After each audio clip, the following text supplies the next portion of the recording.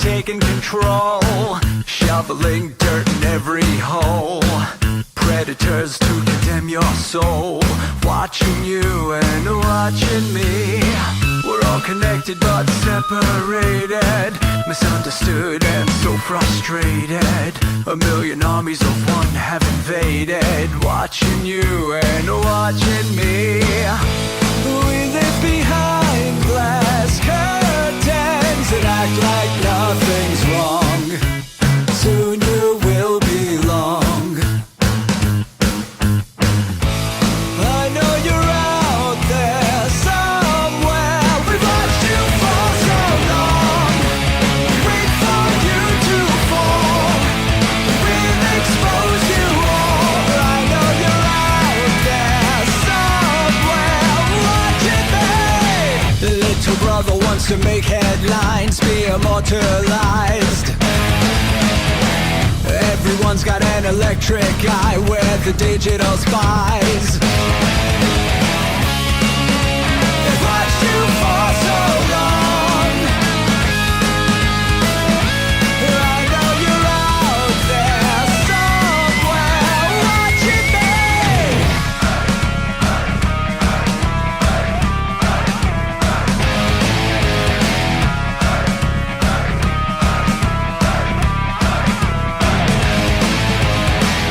We the people have taken over. We the people, our little brother, standing by to dethrone each other, watching you and watching me. Paranoid, the lens is our weapon, desensitized in our lust for attention, democratized by our voyeur obsessions, watching you and watching me. Slaves to perfection, don't let them project you as you are. Reveal your every flaw. I know you're out there somewhere. We've watched you for so long. Wait for you to fall. We'll expose you all. I know you're out there somewhere watching me. Little brother wants to make headlines, be immortalized. Everyone's got an electric eye, we're the digital spies. They've watched you for so long. I know you're out there somewhere watching me.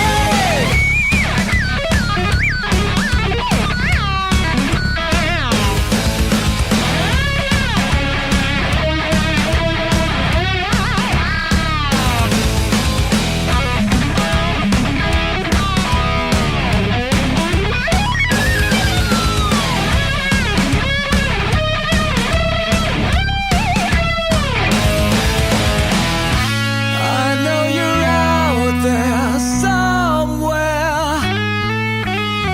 This is the new totalitarian state. 1,000 eyes are waiting for you to break. Stay in line, don't make a mistake. We're watching. We watched you for so long. We wait for you to fall. We will expose you all. I know you're out there somewhere watching me.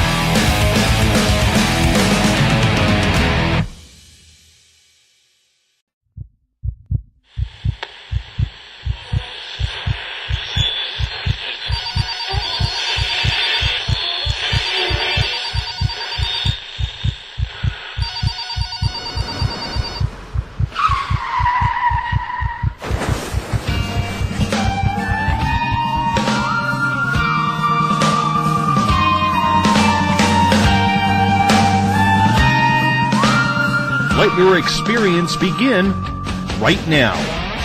From high atop the mountains of British Columbia to you listening around the world, this is Spaced Out Radio. You can follow us on our website, spacedoutradio.com, on Twitter, @SpacedOutRadio. Give our Facebook page a like, Spaced Out Radio Show. You can follow us on Instagram, Dave Scott, SOR, or on our YouTube channel, Spaced Out Radio Show. They let us play with all our toys. They let us think that we're big boys. They let us make the louder noise, but women rule the world. They let us think we're Superman, that we're the only ones who can be strong, but we break on command, cause women rule the world. Buckle up, space travelers. It's time to go for a ride as we are live on Spaced Out Radio. I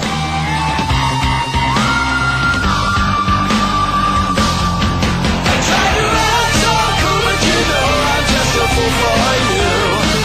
For you. I will stop till I reach the top just to be there with you. With you. And I still trip over my feet. And my heart's still scared. Ignition sequence start. I'm such a lucky guy. 5, 4, 3, 2, 1. Said the deeper I go, the deeper I fall.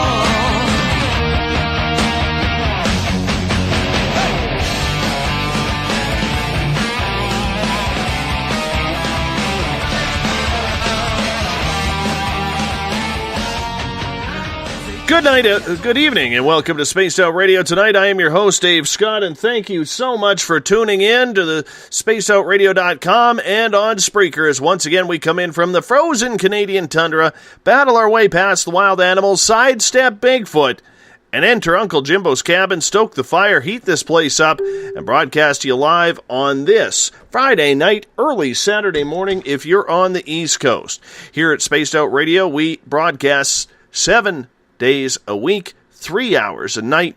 Yeah, we're busy, but we love it. That's why we do it. We want to be your official one-stop shop when it comes to the supernatural, paranormal, spiritual, conspiratorial, and so much more. Spaced Out Radio's theme music is provided by the guitar god himself, Ron Bumblefoot Thal. You can find Bumblefoot's album, Little Brother is Watching, by going to our website, spacedoutradio.com. Hey, if you're a social media junkie like I am, follow us on Twitter, @SpacedOutRadio. Give our Facebook page a like, Spaced Out Radio Show. On Instagram, I can be followed at Dave Scott, SOR. Our YouTube channel is Spaced Out Radio Show, and of course our website is spacedoutradio.com. At this time, we'd love sending a shout out to our fans listening in on the SHR Media Network, in the Spaced Out Radio chat room on Spreaker, along with, on Facebook, Euphoria Chronicles and the SOR Space Travelers, and online at paranormalforum.net. If you're a fan of this show, coming soon to Spaced Out Radio is a Space Travelers membership, where for only $5 a month you can win prizes, take part in private group interviews, and so much more. Hey, we're going to give you a hell of a lot more than just access to our archives. Tonight's show is brought to you by PurplePlates.com, helping heal your body, mind, and soul. Rivulet Reiki and readings, providing healings in person or at a distance. The official newspaper of this show is the New Agora newspaper, and the iPhone app Spirit Storybox is the official ghost hunting app of Spaced Out Radio. It's the final Friday of the month, and man, where has May gone? Seriously, we're already 5 months through 2016 already. It's flying by, isn't it? No idea why.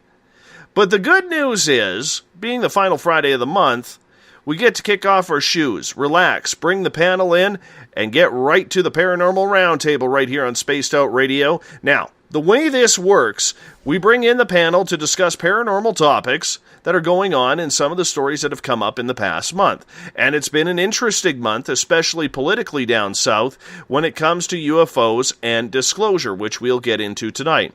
The panel is made up of guests who have no idea what they are about to be asked. So it's a quick thinking on their part to come up with the best answers that they possibly can. We have some fun, we have some laughs, and of course sometimes it even breaks into a pretty good debate. Your participation is also wanted and warranted, with phone calls in, or if you want to ask a question in one of the chat rooms participating in the show. Just type your question in capital letters. I will get it to the panel. It's just that simple. So let's do this thing. Tonight on the panel, I am joined by Eric Cooper from Forest Moon Paranormal. I am joined by the Purple Plates lady, extraordinary poet as well, Corrine DeWinter from Supernatural Radio, and Joseph Effin Giggles from the WIRN network. Joey Aquilino, how are you guys? All right. Hey, you're doing great. Always a pleasure to have you guys here. Now I do have to say this. Part of the shtick to this show is we do beat up Joey a little bit because and I mean this because he makes me laugh. Away from this show, Joey makes me laugh. And, even thinking about the guy, I just start smiling and I crack up. So he is such a good sport about it. So, Joe, you're going to get more crap tonight. You know that. Of course, Dave. Of course. Go right ahead. Go for it. Exactly. I appreciate all of you. And you know what? I also want to say thank you to all of you who earlier this week came in and participated in my birthday show just to have some fun that night. That was a blast for me, so I want to say thank you. It's been a tough go lately. I'm going to be honest. And you're never touching Jägermeister again. Well, I wouldn't say that. I mean, don't talk so rude, right? But what I am saying is it's a tough time right now because there is so much going on behind the scenes of Spaced Out Radio that not everybody knows. From having, believe it or not, 3 months ago we just redesigned the whole website.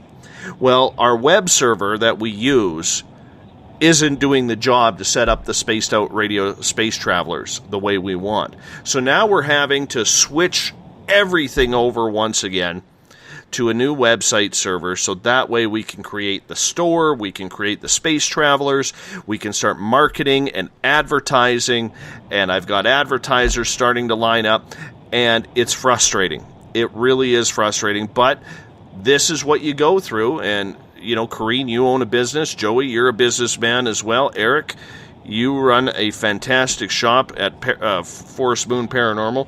It's difficult, especially when you're trying to do it on your own and you don't have much of a team. Like we're small here at Spaced Out Radio.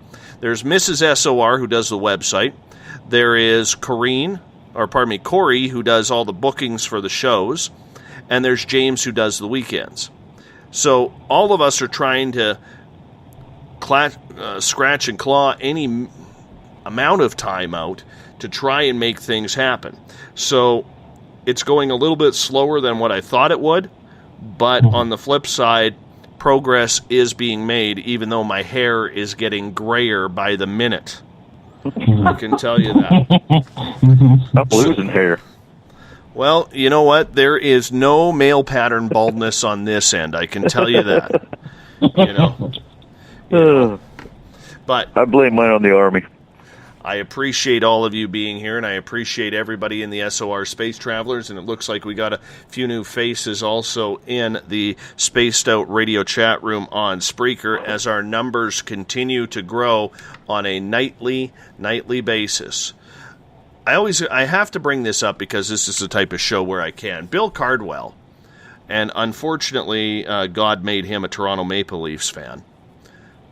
But I do have to say this. He makes me laugh all the time in the Spaced Out Radio chat room because every night, if you've never been in the SOR Space Travelers on Facebook, I highly suggest you sign it up because there's a great group of people, as Eric, Corrine, and Joey can attest, that there's a great group of people in there that literally hang out with us every night on the show.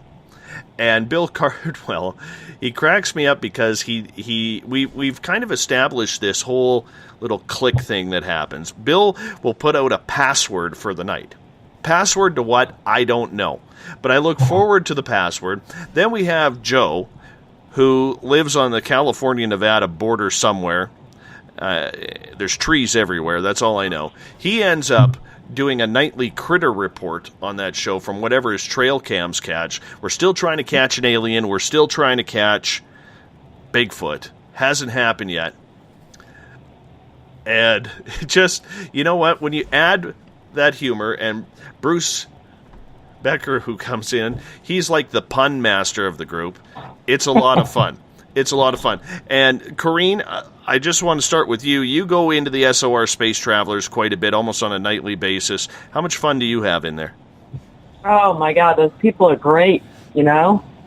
And I mean, it's just a lot of fun. I have a lot of fun there.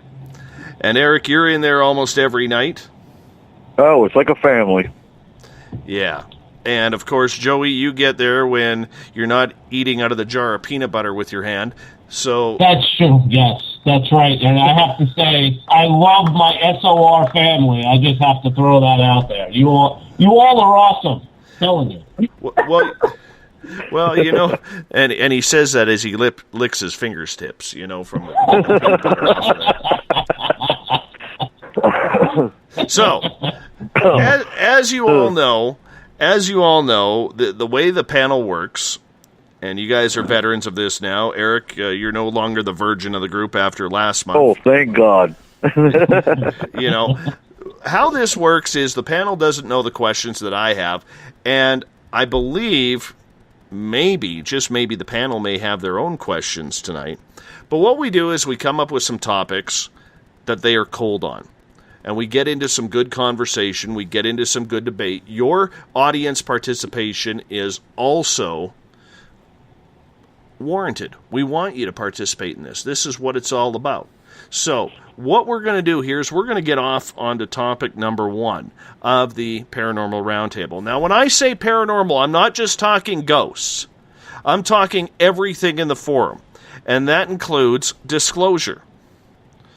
Earlier this week, there was a big story that came out on MSN.com from when Stephen Bassett of the Paradigm Research Group was interviewed, where he thinks that President Barack Obama, whether you love him or hate him, that's irrelevant here, okay, that he is going to be the disclosure president, and he will bring it out about Area 51 and about what we know about extraterrestrials before Hillary gets the Democratic nomination, or she'll already have the nomination, but before the election comes in November. Eric, I'm going to start with you, because I know Forest Moon Paranormal also delves into ET contact and UFO sightings.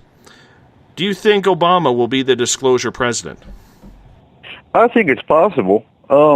You know, at first, you asked me that a week ago, I might have had my doubts, but I think it's quite possible. I think, and I'm going to be hated, but I am actually an Obama fan.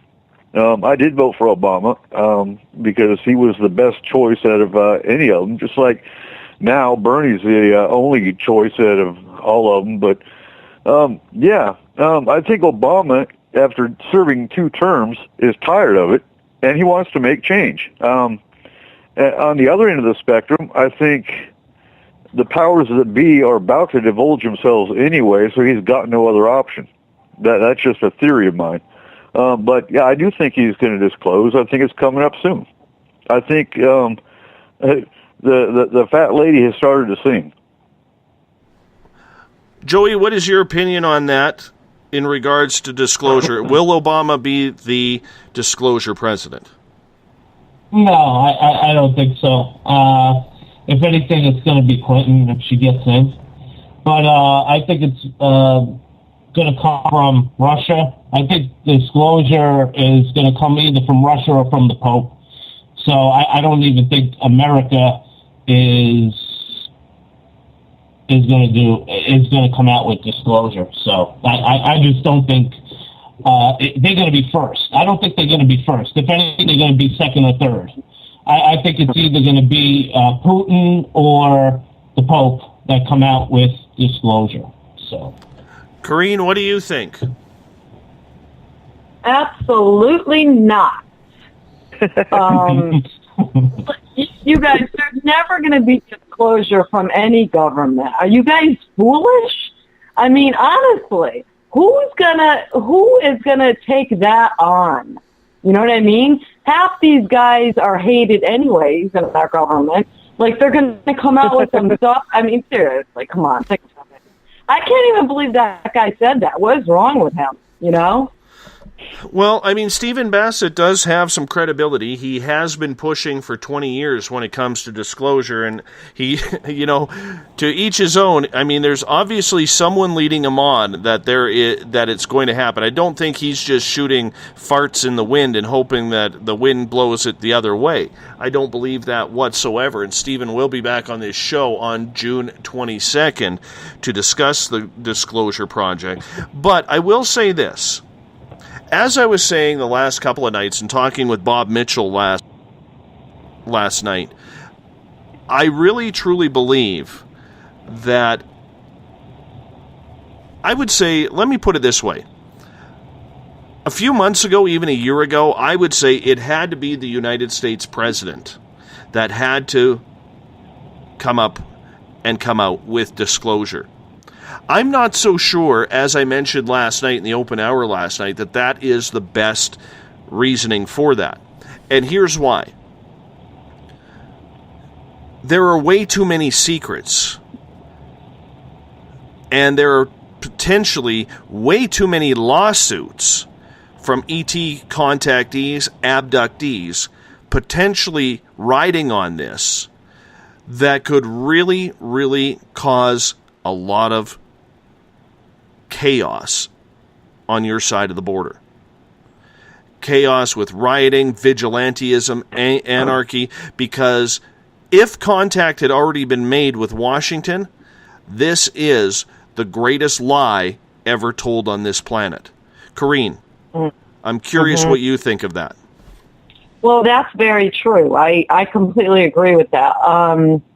You know, but they wouldn't, just like they don't say other things that happen to us now are a lie, and they'll never admit that it's a lie. And I think what Eric M. just said in the chat room, or no, actually, Trip and Fool said, only way aliens will be seen and accepted by the world is when they take over the satellite feeds. I think that's probably true.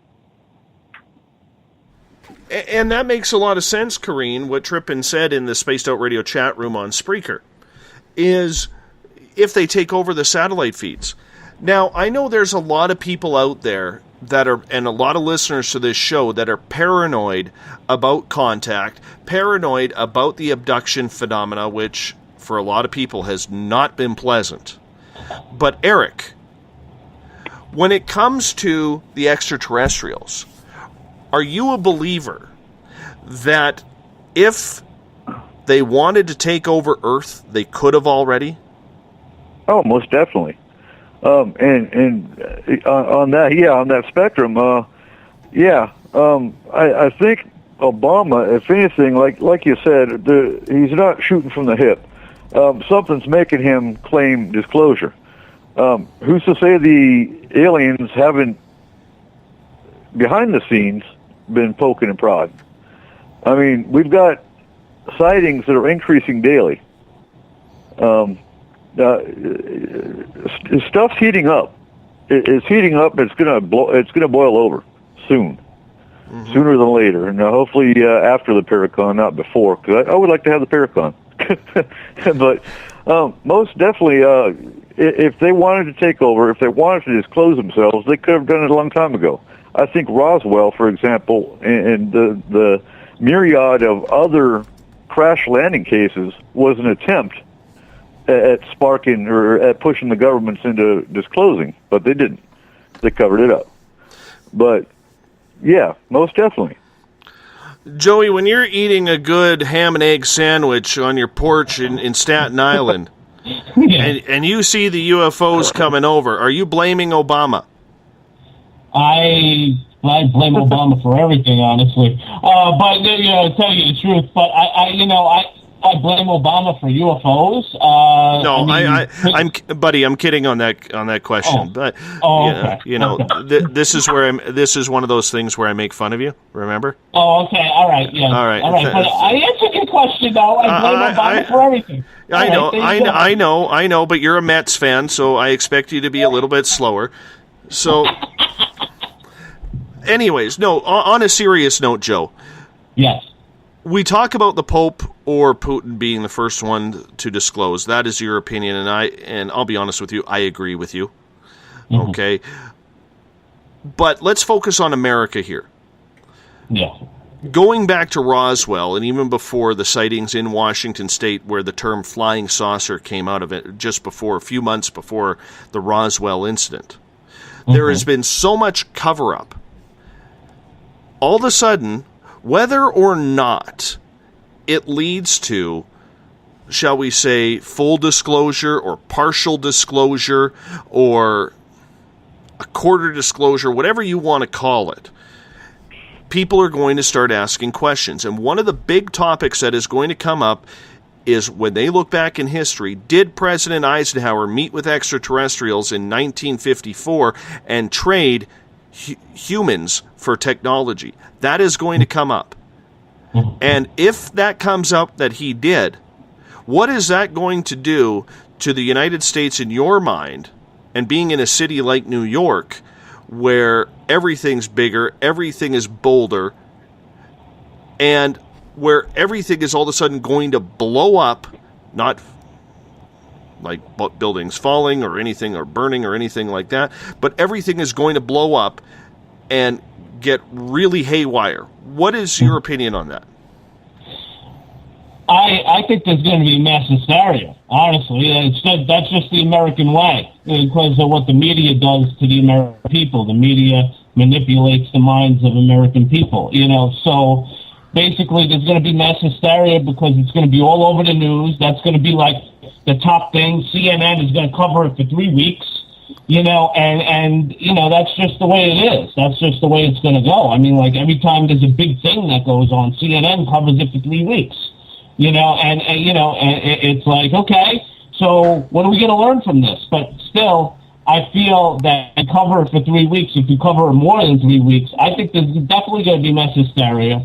And that's just America. That's just America, unfortunately. Yeah, and you're right when you say we're paranoid, Dave, because, yeah, we are paranoid because of our media, so. Corrine, Joey brings up a good point with the mass hysteria.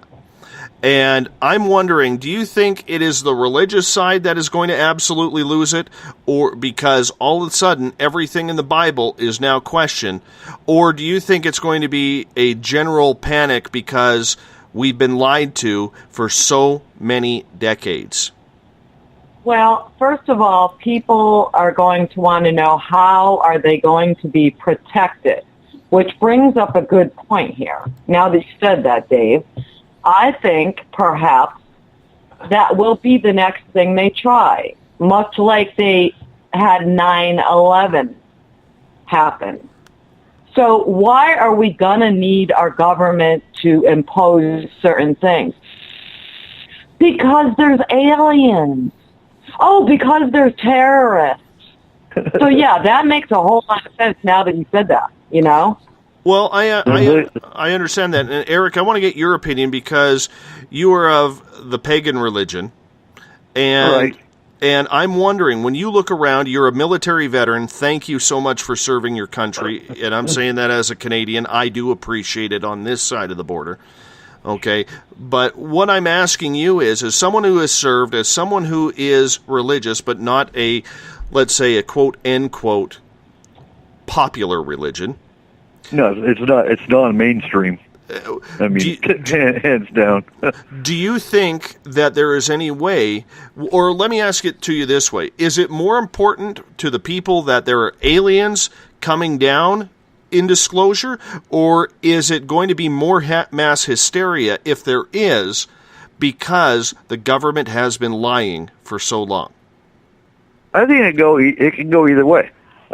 Look at Close Encounters of the Third Kind. Look at all the alien movies they've been doing. They've been trying to condition the people for years on the fact that there might be aliens. Is it going to go to mass hysteria?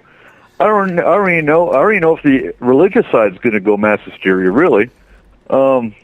Because if you look at the Bible, even the Bible talks about aliens to an extent and UFOs to an extent. I mean, Ezekiel's wheel, and there's other ones in there. I think a lot of it's going to ride on the Pope. What's the Pope going to do when it comes out? And you know what? We're going to hop out for a break here, guys, right now as we are at the bottom of the hour. We're going to continue about the Pope talk right after this. We got questions building up in the SOR Space Travelers as well. We're going to get to those right after the break. It's the Friday night, final Friday of the month, the SOR Roundtable. I am joined tonight by Joey Aquilino from the WIRN Network. Don't worry about him. He is a New York Mets fan.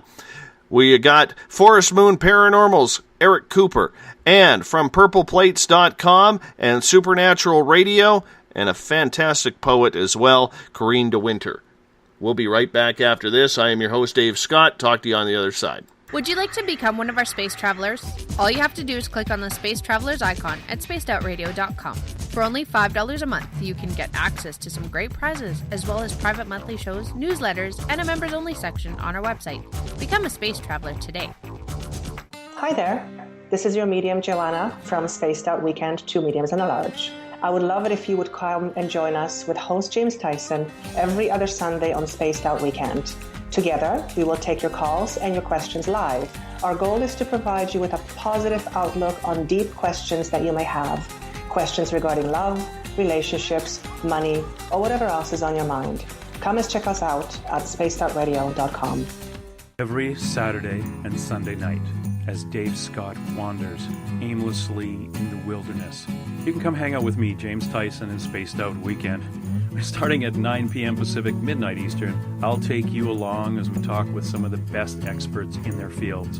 SpacedOutRadio.com is the place to find us. So sit down, relax, put your feet up. Enjoy the topics like the paranormal, supernatural, intuitiveness, and so much more. Hope to see you there. Hi there, this is Elizabeth Anglin, and on the last Monday of every month, I join Dave Scott for Spaced Out Radio's Cosmic Passport. We delve into everything from extraterrestrial contact to animal communication. It's a lot of fun, and every month it's something different and exciting. I would love it if you would join us. You can hear and learn from my experiences, and I'd like to know about yours as well. Cosmic Passport on spacedoutradio.com. Hey everybody, this is Patrick Webster Small, and I'm here to bring you the Webster Phenomena every Saturday night, live at 8 p.m. Pacific, 11 p.m. Eastern. If you're looking for aliens and extraterrestrials, well, we've got them. Big and tall, short and small. You're bound to find what you're looking for, so join me on the Webster Phenomena right here on Spaced Out Radio.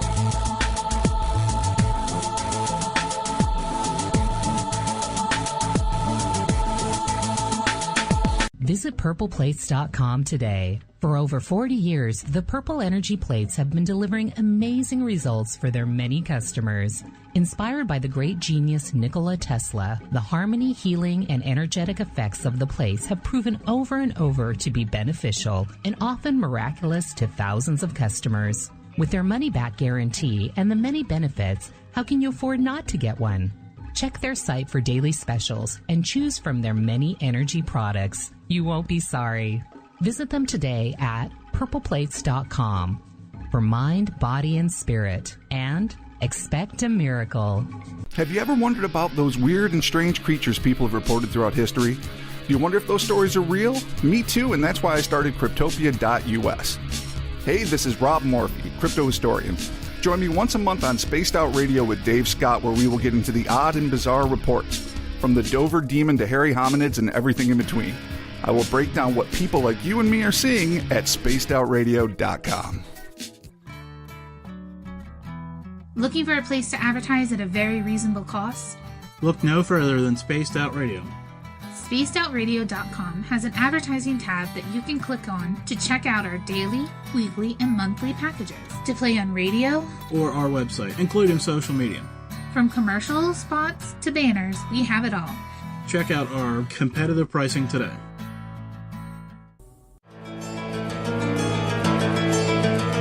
Want to connect with us online?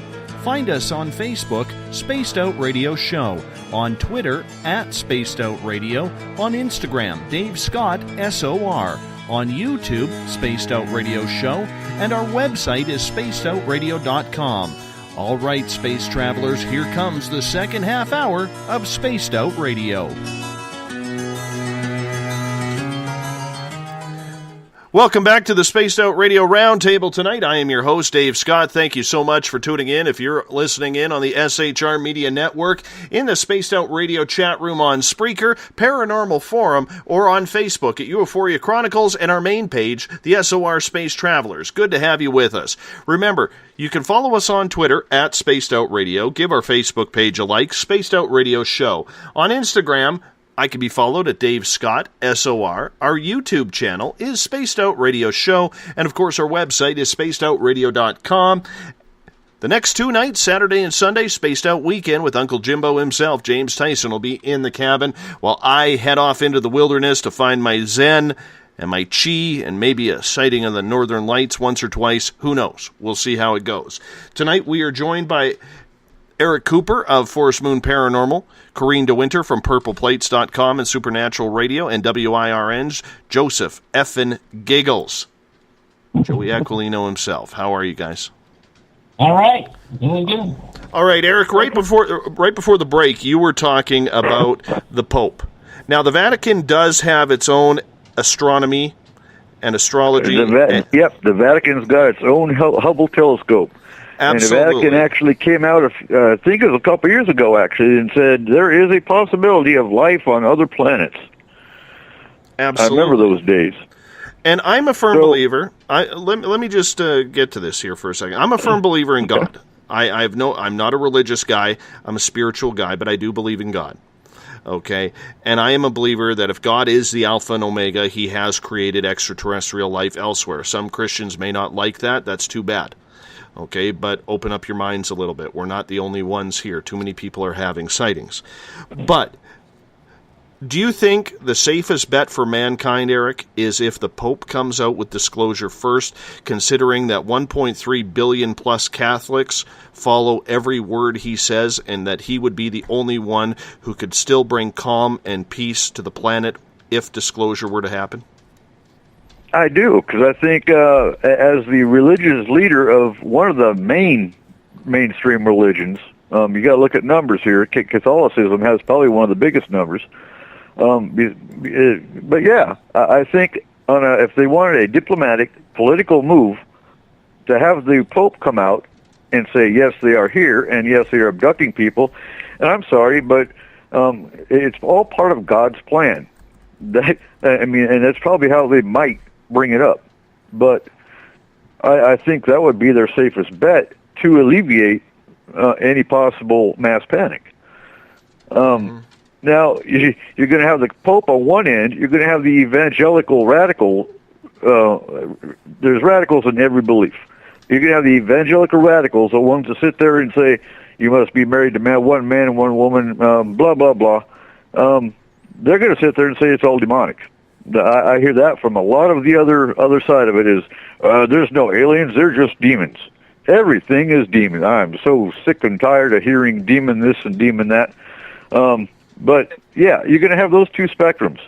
And then if Obama comes up and says, yes, there's aliens, that will create mass panic. And like we were discussing during the break, that might be the move they want to get anarchy. I can't think. To create mass panic and make an excuse to have anarchy. That's the only other thing I could think of. All right. From disclosure, and we're going to tap on that here in just a little bit again, to a couple questions coming out from the SOR Space Travelers on Facebook. If you want to join that group, it's facebook.com/groups/SOR Space Travelers. It is free, and there's always people in there nightly to chat about the show that is going on. Joe has a question, and Corrine, will start with you on this one. Who says aliens haven't taken over the Earth already? What is your opinion on that?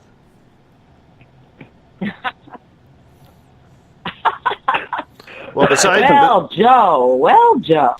I think that's quite interesting. He may, in fact, be right. How do we know, you guys? How do we freaking know what's going on? You know, we don't know. Okay, and we don't know, but there is if you go way in depth in conspiracy, they believe, Corrine, the conspiracy theorist that is, believes that a lot of these governments, starting with the Rothschilds and what I forget the other last name there, who run the world and all the big banks, believe that they are of a reptilian species. True. Yeah, I mean, it's a little hard to believe that the Queen is actually a reptilian alien.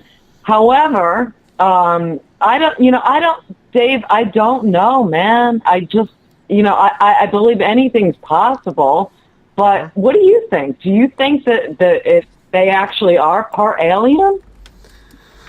I don't think so, but I think if I could put it this way, whether it's the Rothschilds and the other group is just, what's the other family name? It's on the tip of my tongue, and I just...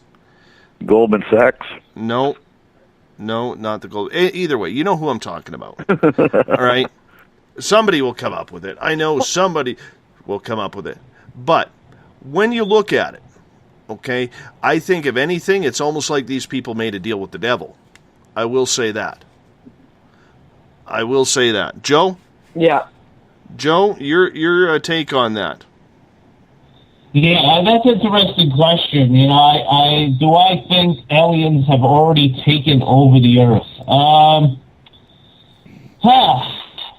It's a possibility. I mean, just like everything is a possibility. Just like, Bigfoot is around. Just like, I see ghosts every day. This, that, and the other thing. It's a possibility. But when it comes down to it,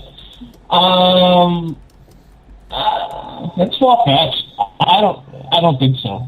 I don't think so. Thanks to Chris in the Space Out Radio chat room on Spreaker for bailing me out. It's the Rockefellers. That's the name I was looking for. It's the Rockefellers. Thank you. Yeah. Eric, what's your take on that? Do you think that we've already been taken over? I think it's a possibility. I think they've infiltrated through cloning, potentially. And yeah, I'm going to get raised eyebrows at that, but yeah, look at David Icke. If you're familiar with David Icke and his theories of the reptilians, it's a very good possibility. Okay, let's move on here. Joseph from New York has a question, and we'll start with you, Goatman, because he is a fellow New Yorker.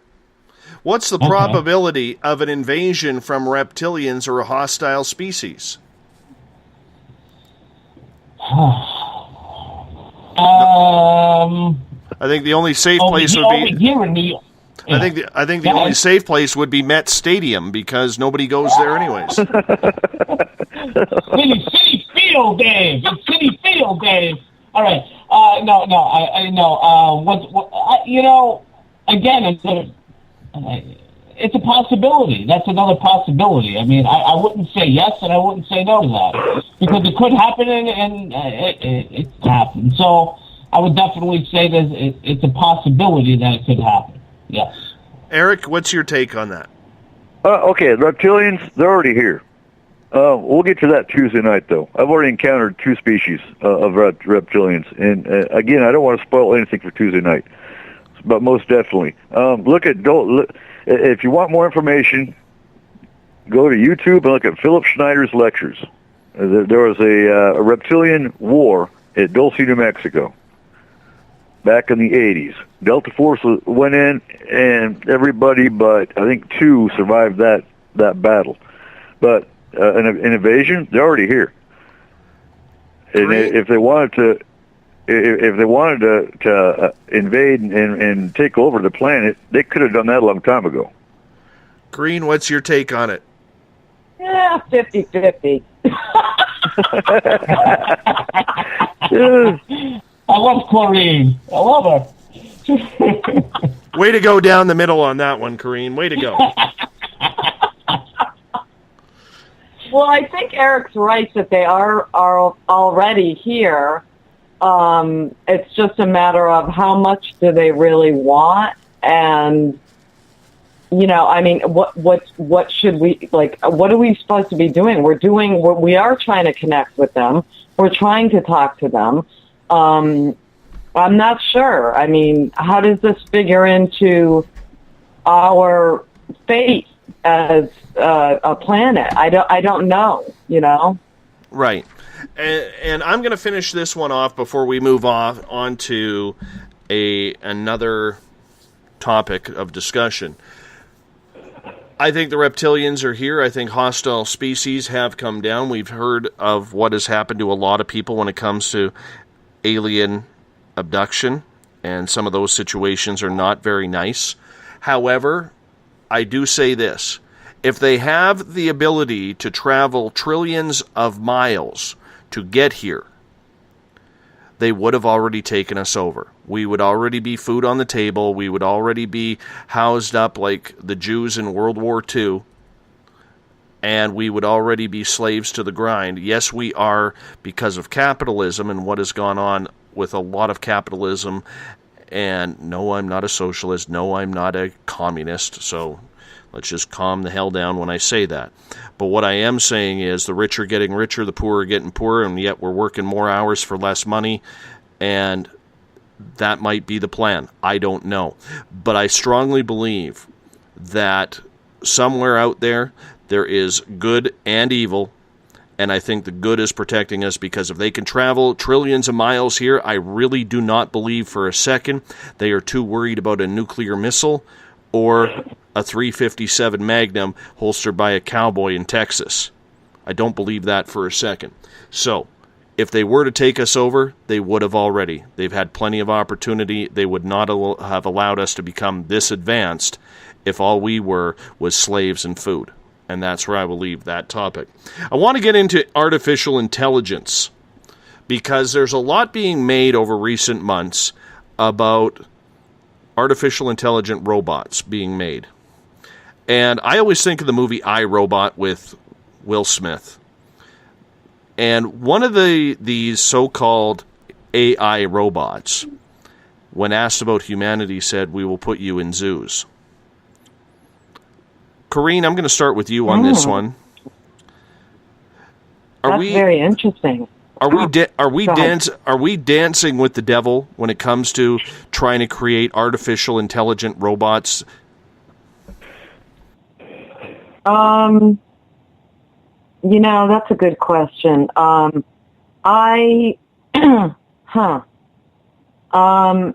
Did you ever, this has to do with so there was a movie called Moon that came out a few years ago. David Bowie's son produced the movie and wrote it. And it was such a great movie. But this question reminds me of that movie. It's kind of like saying, Dave, that if we don't want to create something that we can't control, then we shouldn't have any more children.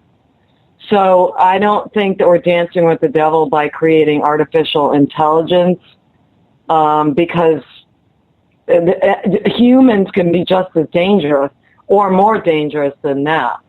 I don't know. What do you think, Dave? I think it's dancing with the devil. I really do. I think there are certain things that we should not do. And what is the purpose of them? And maybe I'm looking at things a little bit too naively, okay? But I'm a firm believer that we don't need them. We have almost 8 billion people on this planet who can solve problems, who can work, who can vote, who can have a say and have feelings. The only reason for artificial intelligence, in my mind, is population control. Less population, the more robots take over and do the job, so we can enjoy life a little bit more, so to speak. But that scares the living hell out of me. I don't think we should be playing with God like that. Joey, your opinion on that?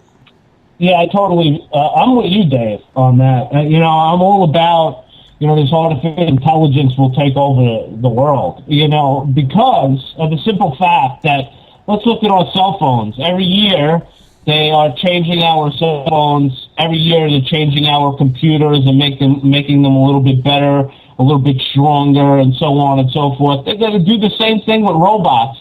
until the robot is actually smarter than humans, and then they're going to just take over the earth. I definitely feel the same way, you do, that, artificial intelligence one day will take over for the humans. It's going to be like Terminator. It's going to be like Terminator. I agree with you. I agree with you wholeheartedly. And you know what? Sometimes, a lot of times, and we can say what we want about Hollywood, Eric, but a lot of times Hollywood does predict the future with their movies when they're looking ahead rather than looking behind, except I still don't see a floating DeLorean in my carport right now. But Joey brings up a good point. Look at the movie The Terminator. Exactly. And they do already have floating skateboards, hoverboards, whatever. So DeLorean's next. Yeah, exactly, Terminator.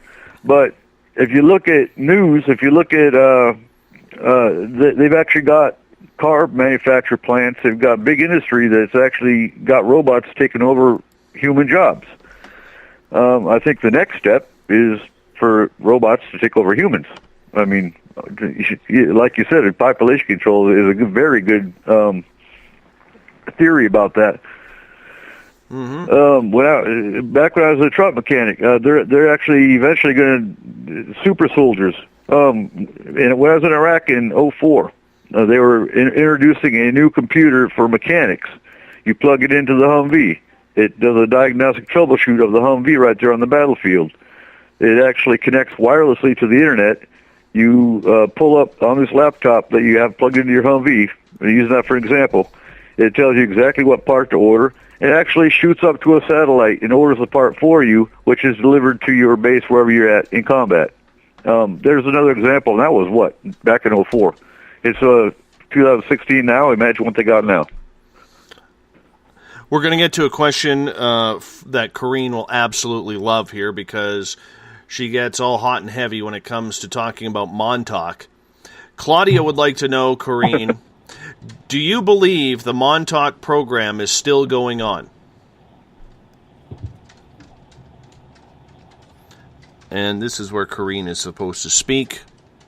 No, I don't. Yeah, you guys are cutting in and out for me. No, I don't believe it's still going on. I can't tell you exactly why I don't believe it, but I don't think it's still going on. But it may be going on for all right, let me qualify that. It may be going on simply because it could not be stopped. I think you're right. I think they've moved it off of Long Island, and they've probably moved it to Wright-Patterson Air Force Base, maybe over to Dulce, maybe to Dugway, maybe to Area 51. Eric, you're a believer that it is still going on. Pine Gap, Australia. Nobody thinks about Australia, but there's an Area 51 right there in Pine Gap. Very well could be going on. I believe, if I remember right, remote viewing was a program that was under Montauk, was it not? Well, there's been a number of films about Montauk that have completely went on and been filmed and shot. I mean, J. Allen Hynek, that it leads into the Philadelphia experiment as well. There's a lot of things that have gone on in regards to it. However, I will say this.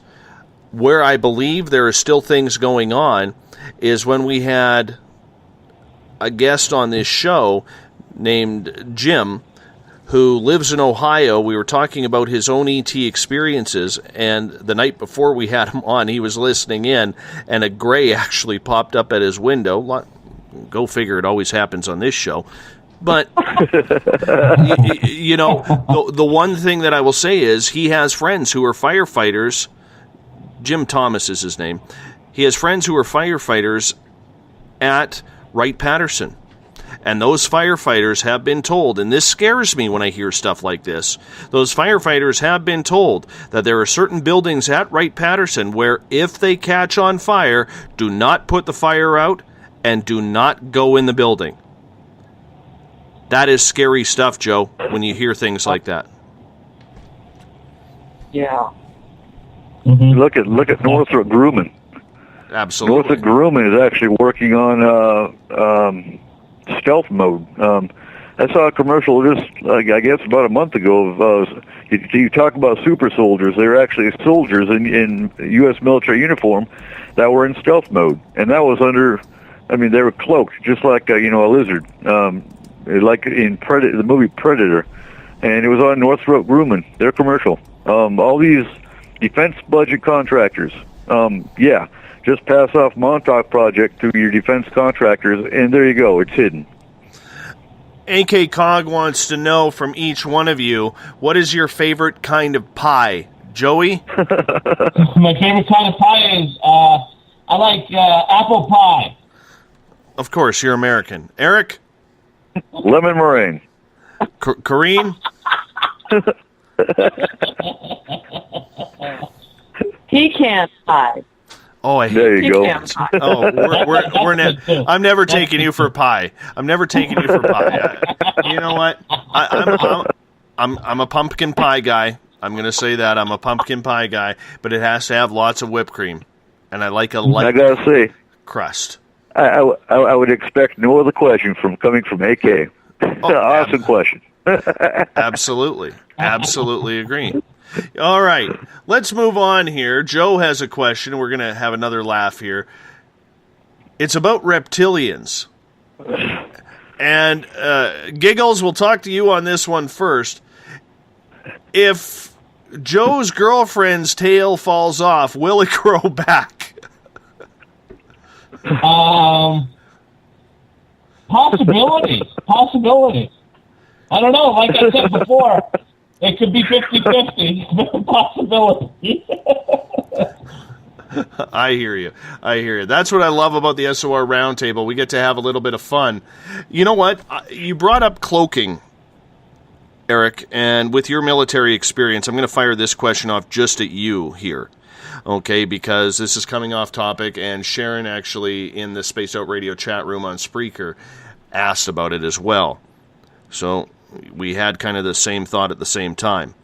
There is a video on YouTube out of Iraq, and you spent time in Iraq, where it looks like, first off, there's an explosion over one tank of an IED. They get that tank is able to roll out of the way, and then they're able to bring in through another tank and a second tank, and then, I believe, an armored personnel carrier. On one of the healthy tanks, you actually see on this video a cloaked soldier running across the ground, jumps up, climbs up on the tank, and lies down. Do you believe the U.S. Army, Navy, Air Force, Marines are using cloaking as camouflage now? I do. And it goes back to my comment earlier about Northrop Grumman designing that. If I recall, back when I was still in, they were actually creating... Now the camouflage I wore in Iraq was a digital... It's called ACU. It's an Army combat uniform, but it's actually a digital pattern, which is supposed to, in the desert, you're supposed to blend right in with the desert because it's a digital pattern. But they went one step above that, and basically using lizard technology, not reptilians, but yeah, lizard technology, we're supposed to have come up with a stealth cloaking type design. So I have no doubts about that, no. Well, it made me, and I know the camouflage you were talking about, okay, but it made me wonder, because this was just like, and I don't know if it's a CGI film. It could very well be, but with what is out there technologically, it wouldn't surprise me either if it was actually a cloaked soldier. I mean, no, because I think the Marines came out with that. The Marines usually test stuff before we do in the Army. So if it was a Marine video, I have no doubts whatsoever. All right. Well, that solves that, because I've watched that video a number of times, and I think it's real. And that's just my opinion. I think I'm pretty good at picking out what's right and what's wrong, and what's real and what's not, but that one to me just seems so bloody real. We're going to move on here on the SOR Roundtable Paranormal. We have Eric Cooper from the SOR Space Travelers, as he hangs out in there. He's also from Forest Moon Paranormal. We have Joey Effin Giggles from the WIRN network. And, of course, we have our lovely poet, Corrine DeWinter. And the big question for Corrine is, what color is your dress tonight? Because you were always in a dress. Believe it or not, I'm not wearing a dress tonight. I just have a black light top on and black pants. Weird. Well, you're boring tonight, so thank you for spending another exciting Friday night with us. All right, we're going to hop out for a break here at the top of the hour. When we come back, more of the topics du jour on the SOR. What do we call this damn thing? The SOR Roundtable, right here on Spaced Out Radio. God, I got to learn how to talk sometimes. Here we go.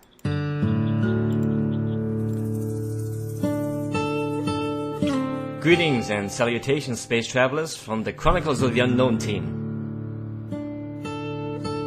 What is Chronicles of the Unknown? I keep hearing about this thing.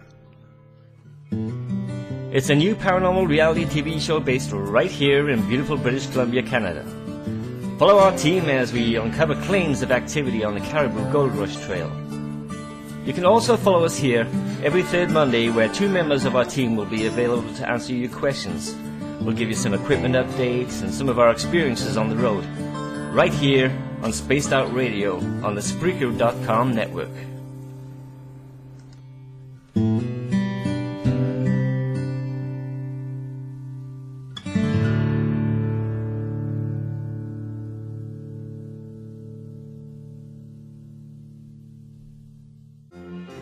Do you believe you've been in contact with extraterrestrials?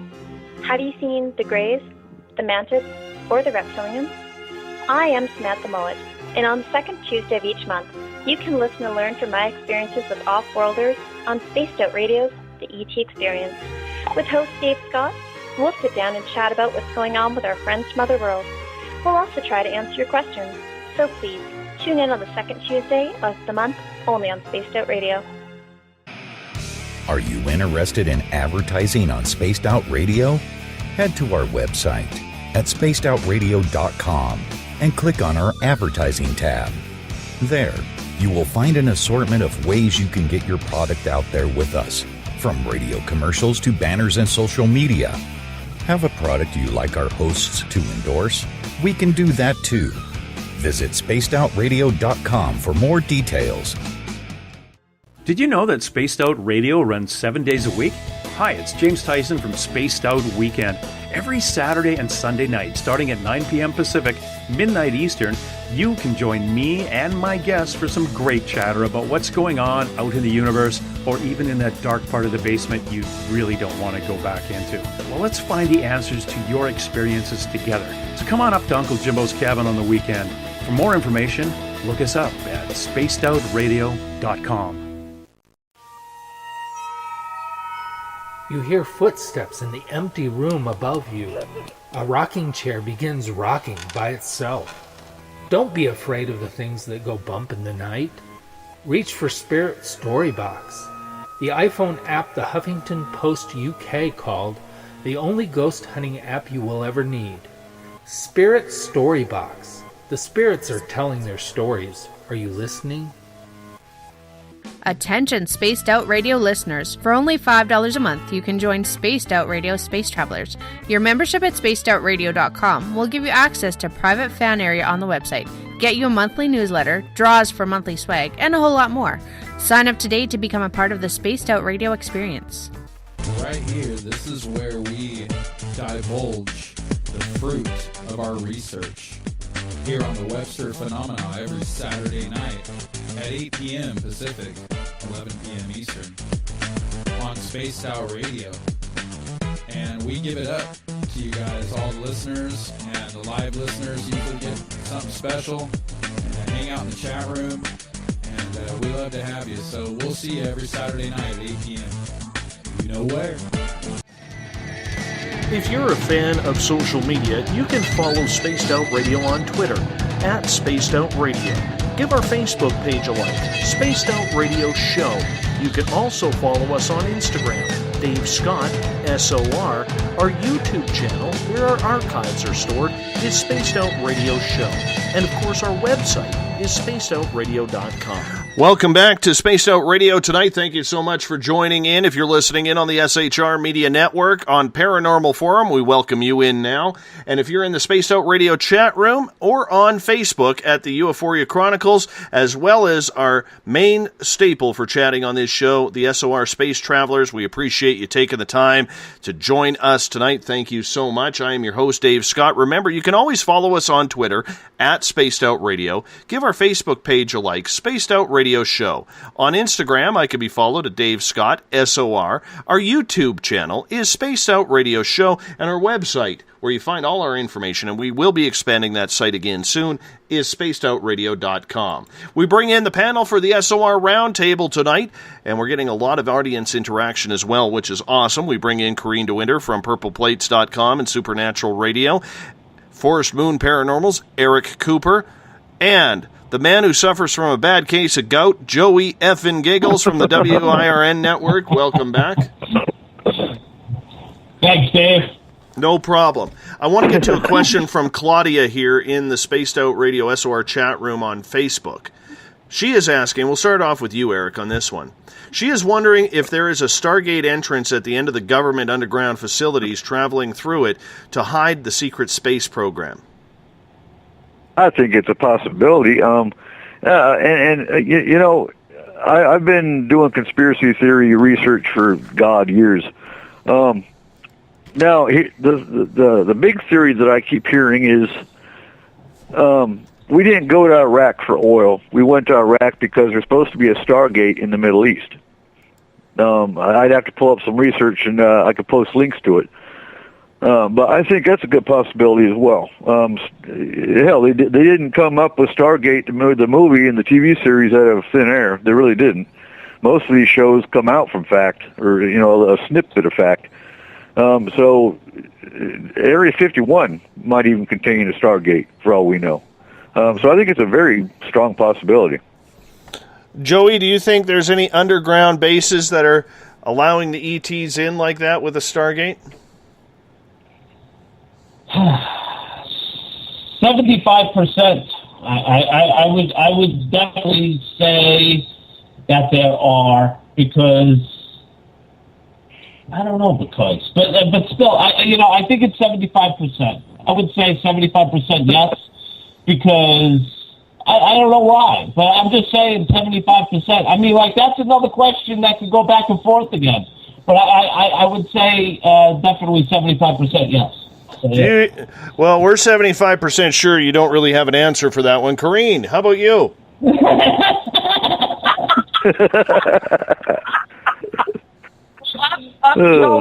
going to go with the other 25%. I don't know. Yeah, I don't know.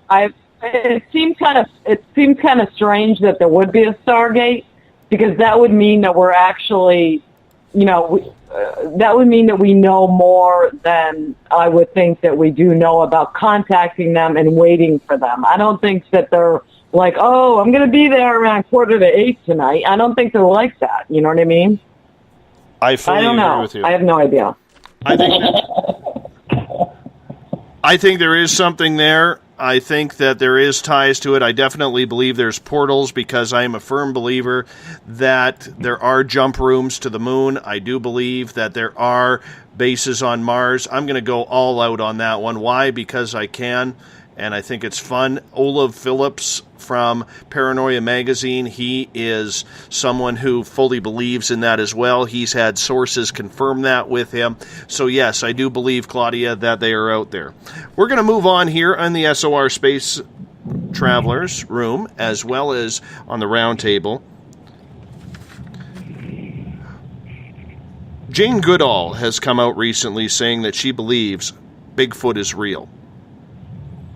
And this is a lady who has dedicated her life to saving apes, monkeys, mainly apes, in Africa from extinction. She's done an incredible job. I think she's a hero to a lot of people, never mind the animals that she has saved.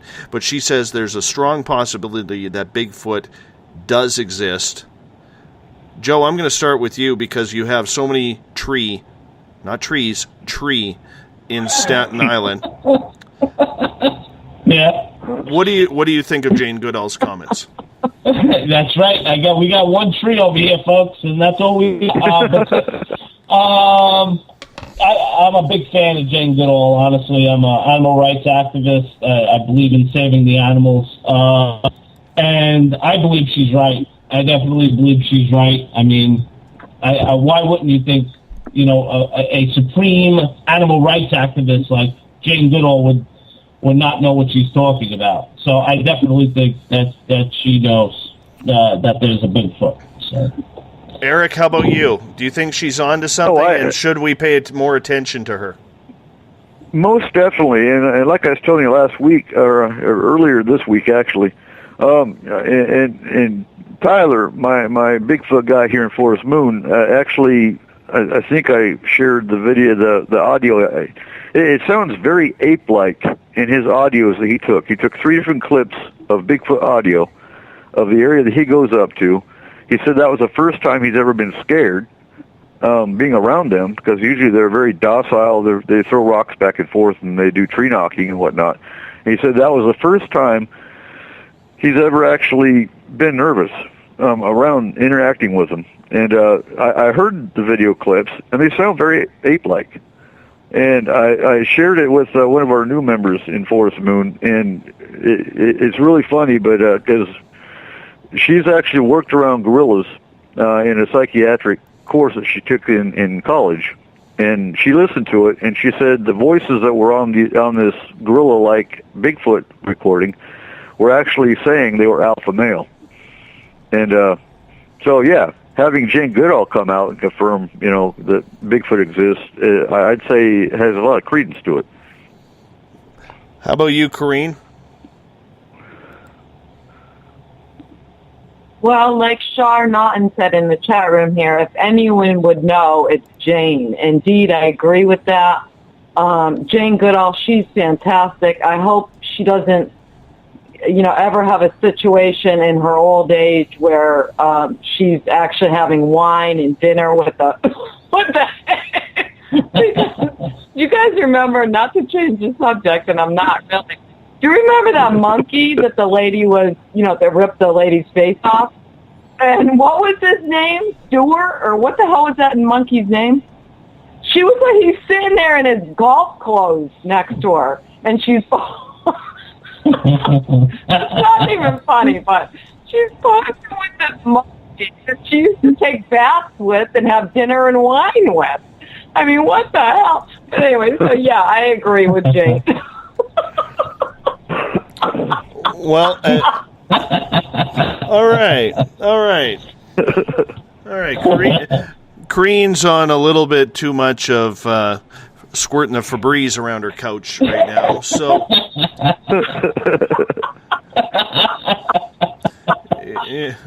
so we're going to leave that one alone. I strongly believe, as a Bigfoot experiencer, that Bigfoot is alive and well and around here, and I'm hoping that when I go for my sighting and my little investigation next month, that it will be absolutely great, and hopefully I will get to see something, and we will see what goes on in the forest. But yes, I believe her. I think she is very knowledgeable, and it would be very nice, and I don't know if she could do it at her age anymore, but it would be very nice to see her trekking around the mountains of North America to prove that this creature exists. Mm-hmm. Totally. 36 years ago, as we stick with Bigfoot, Mount St. Helens erupted on May 18th, 1980. Eric, you're a Washington State resident, so I'm going to start with you on this one. There is a conspiracy out there, and we touched on this a couple weeks ago, that when the military was out looking for survivors and the dead, that there is a conspiracy out there saying that they also picked up many critically wounded and deceased Bigfoot. And they've kept it quiet, and they've told witnesses to keep quiet about it. What do you think about that? Do you believe that happened, or do you think that they were only looking for human beings? I think anything's possible. I don't remember. I remember when St. Helens blew up. I was a kid. Did the military pick them up? It's possible. If they got picked up, they would have taken them to Fort Lewis more than likely. And there's secret areas on Fort Lewis. Did they go there? There's no telling. So I'm going to stick with 50-50 on that one. Corrine, what is your opinion on that? I think they probably did find some dead Bigfoot there. That's really interesting, though. That is very interesting. I'd like to know more about that, if anyone ever finds out more about that. That's interesting. It's one of those things, it's that story, that itch that I'm going to need to scratch here, and I'm going to be looking that up a little bit more. Joey, with your one tree where Bigfoot can hide behind in Staten Island, New York, yes. Do you believe that the military is hiding Bigfoot? Yes. Yes, just like they're hiding UFOs. Yes, absolutely. And once again, you're contributing a lot here. I appreciate that. You're welcome. You're welcome. It's a pleasure, Dave. It's all out of love. It's all out of love. That's all I will say about that. All right. Out of us four here, show of hands, or say I, or whatever, how many of us actually read tarot cards? Do you, Eric? Yes, I do, with Enchanted Tarot. I've had the same deck for the last 20 years. Corrine, do you read tarot? Yes, I do. Joey, tarot cards don't come in a baseball pack with gum. No, I don't read tarot cards, Dave. No, absolutely. Okay, buddy. I'm going to leave you out of this one, but please don't take offense to that. But here's my question for us three who do read tarot cards. Should we actually put any stock into what comes out of the reading? Eric, we'll start with you. Yes, most definitely. I believe it depends on the reader. I used to do, years ago, readings online, and it's... it gets irritating because you get the same people every day going, what's going to happen today? But I firmly believe that. It depends on the reader, though. I would test a reader that claimed to, read tarot and throw them some curveballs to test them out. But most definitely, if it's a good reader, it can be right on. Corrine, how about you? I totally agree with Eric. I have gotten tarot readings from people, like one every whatever at a time, like one every few days, and the same cards would keep coming up with the same message. I don't know why tarot cards they seem to be so precise.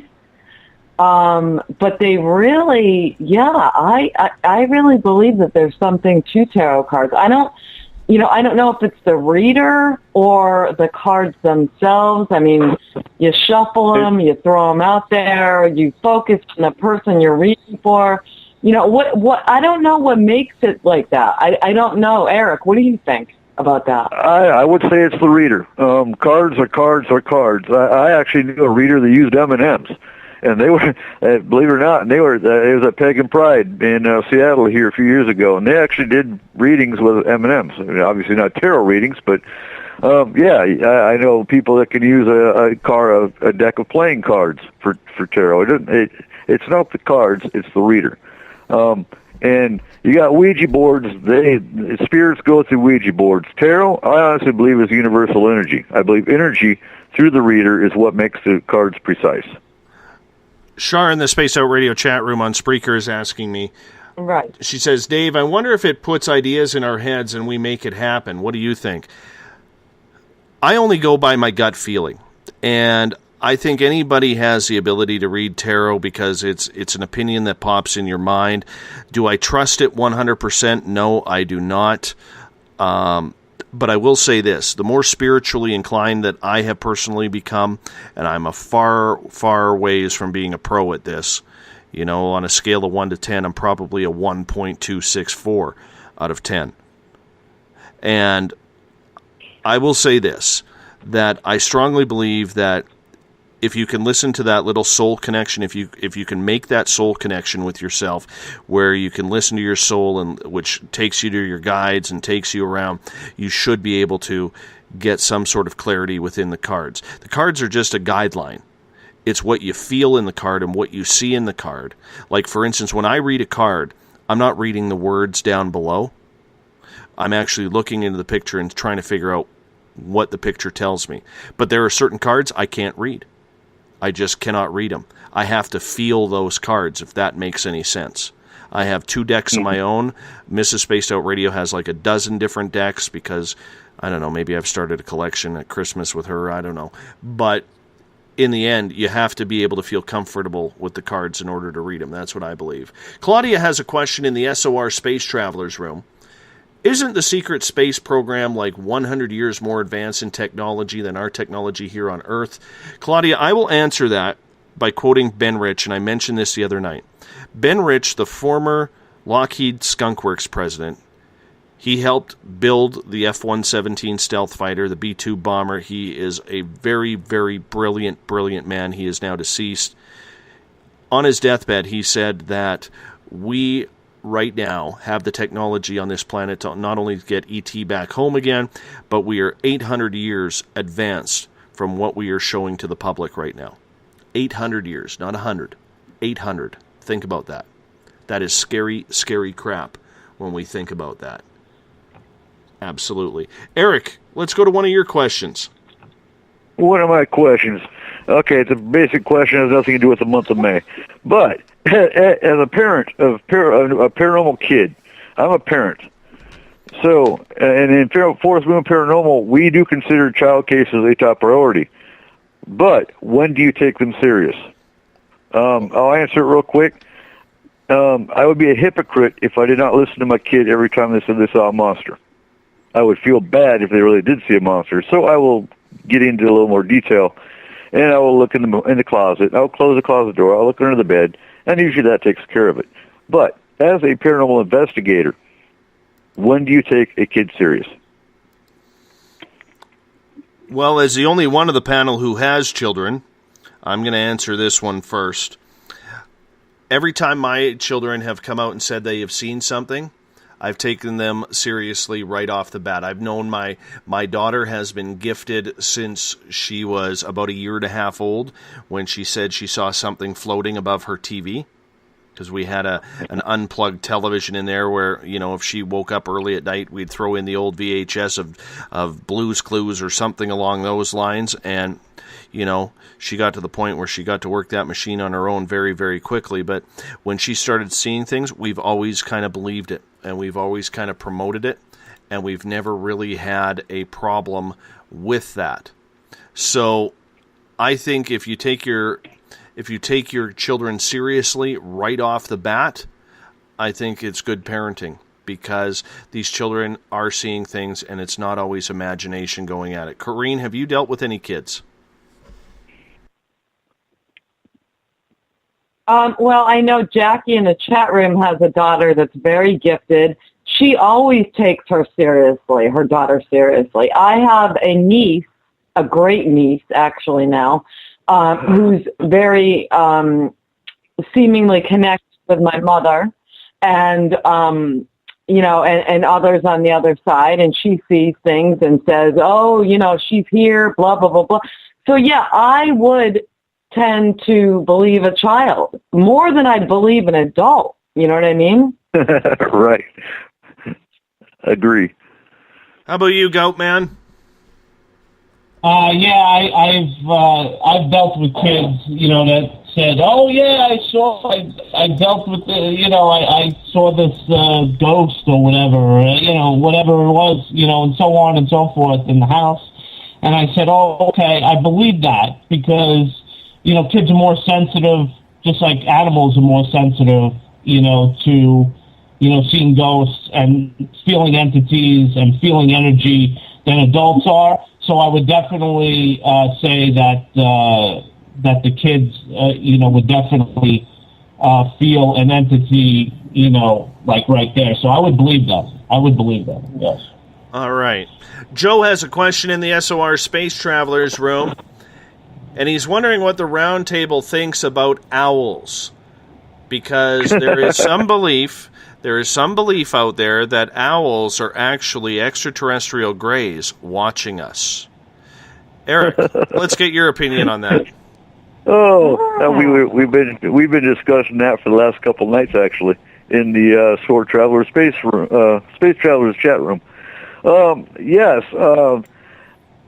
I believe owls are very, very wise spirit guides. If you look at various religions throughout time, they are also spirit guides. They are very you can look at omens involving owls. And on the abduction side of it, yeah, there have been many cases with abductees where in dreams they would actually have an owl or a deer. Now, what the theory is because of the big eyes. Greys were the leading species that was abducting humans. They have big eyes. Look at Whitley Strieber's depictions of them in his books. If you've ever been abducted, the greys have large eyes. So deer have large eyes, owls have large eyes, and that's where that comes from. Corrine, what's your take on that? Well, I agree with Eric. I think that the fact that most or a lot of abductees see an owl or another creature like that, a natural creature, because Whitley Strieber, I believe, said that that's what they replace your memories with, pictures of wild animals, such as owl. And that's probably where it comes from. No, I don't believe the aliens are hiding in owls. I don't. I'm sorry.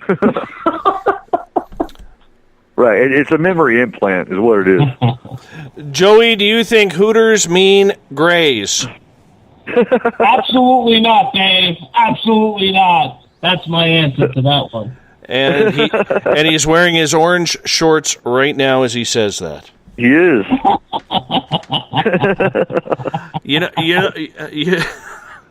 know what? I think there might be something to it. I believe that there's a lot of experiences out there that actually, if people are seeing them before, during, or after their abduction or contact experience, I think there could be something to that. I think there is reality to what people are seeing. And, but we have to think of the other side, too. If you look at the First Nation side, owls are a very spiritual, wise creature. They are protectors on the animal totem. So people who do see a lot of owls, like Joe does when he does his nightly critter report in the SOR Space Travelers, that might actually be protection for him. So it could go either way. Exactly. That's my take on it. All right, next topic, and this will be the final topic before we end up going to commercial break here in a couple of minutes, and we're going to go like this. We're going to have a fun one here. Pastor/prophet Maboro in Johannesburg, South Africa, recently went on social media selling pictures that he took of heaven for $5,000 a piece. He traveled up to heaven and was given a vision. And apparently in his travels he had his smartphone with him and was able to capture the pictures of heaven, including a cloudy stairway going up. Corrine, would you pay $5,000 to Pastor/prophet Maboro for a picture of heaven? Hell no.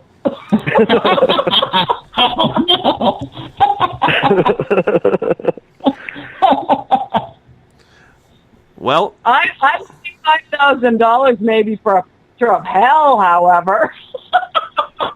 Right? With Dre's roasting marshmallows. Yes.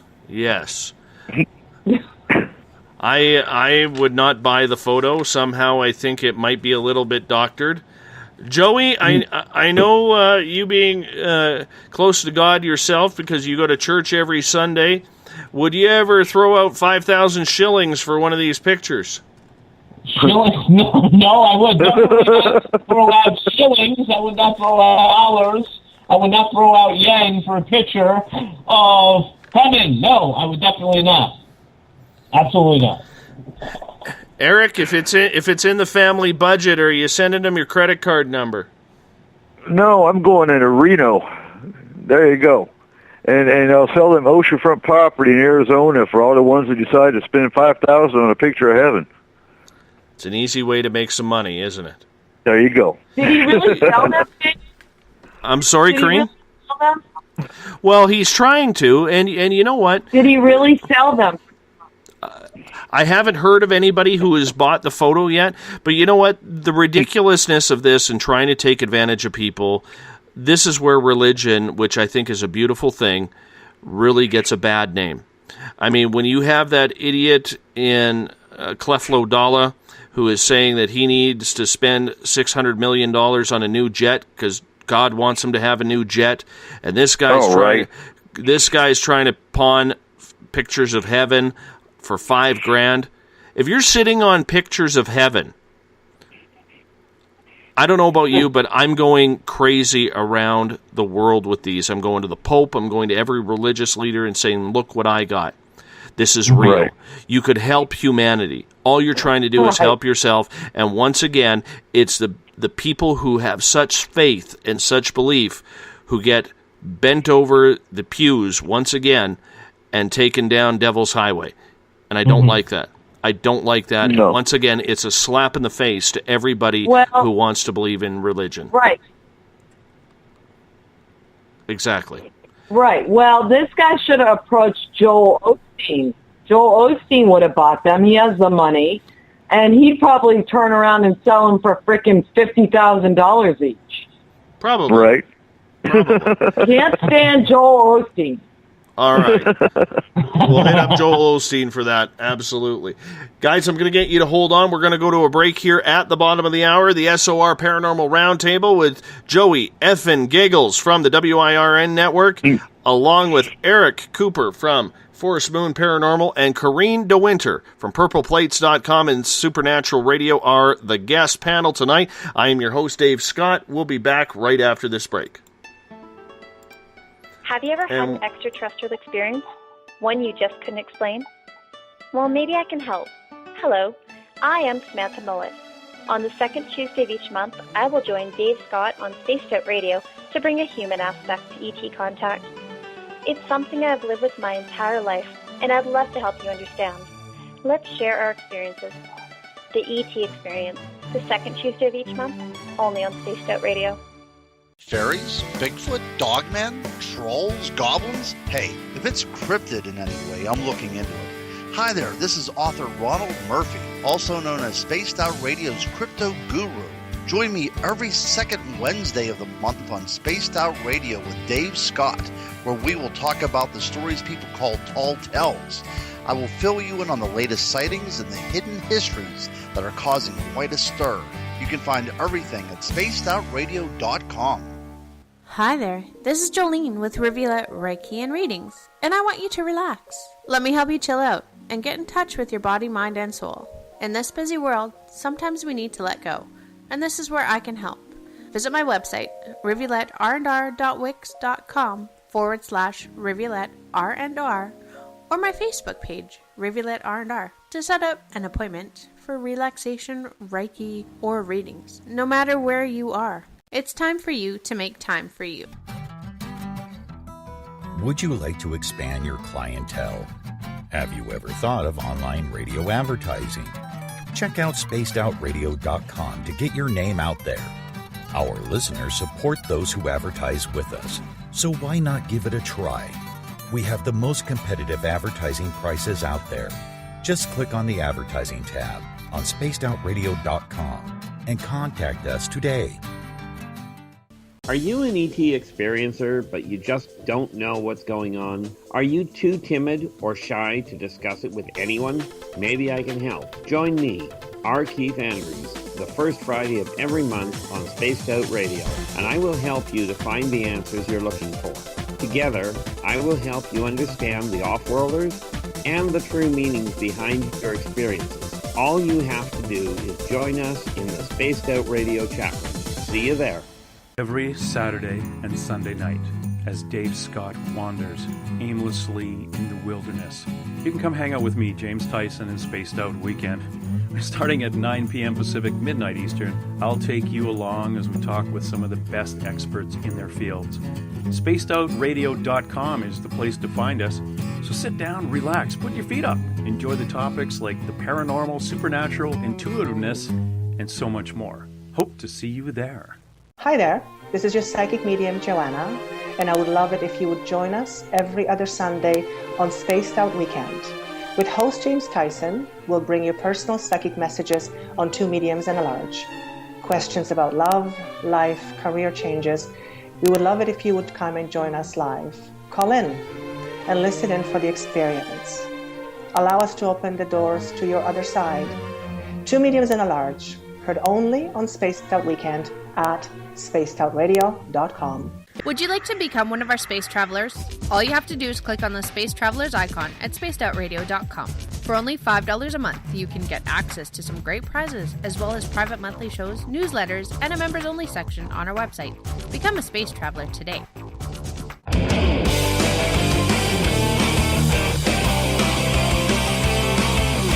Do you have a topic or a guest that you'd like to hear on Spaced Out Radio? Let us know at spacedoutradio.com, where you can sign up to become a Space Traveler member today. Or you can find us on Twitter at Spaced Out Radio and on our Facebook page, Spaced Out Radio Show. I don't want to take a thing from you, I just want to feel like something real with you. Welcome back to Spaced Out Radio. Tonight, I am your host, Dave Scott. Thank you so much for tuning in on Paranormal Forum, on the SHR Media Network, Spaced Out Radio's chat room on Spreaker, as well as on Facebook. The SOR Space Travelers, our flagship chat room for this show, as well as Euphoria Chronicles. Really appreciate it. I want to say hi, how are you, to a couple of new listeners. We have Lisa, we have Skeeter. Appreciate you guys giving us an opportunity to check on in, see what we do on a nightly basis. We do this the final Friday of every month, the SOR Roundtable. Thank you so much for joining in. Hey, if you want to follow us on social media, you can do so on Twitter at Spaced Out Radio. Give a Facebook page a like, Spaced Out Radio Show.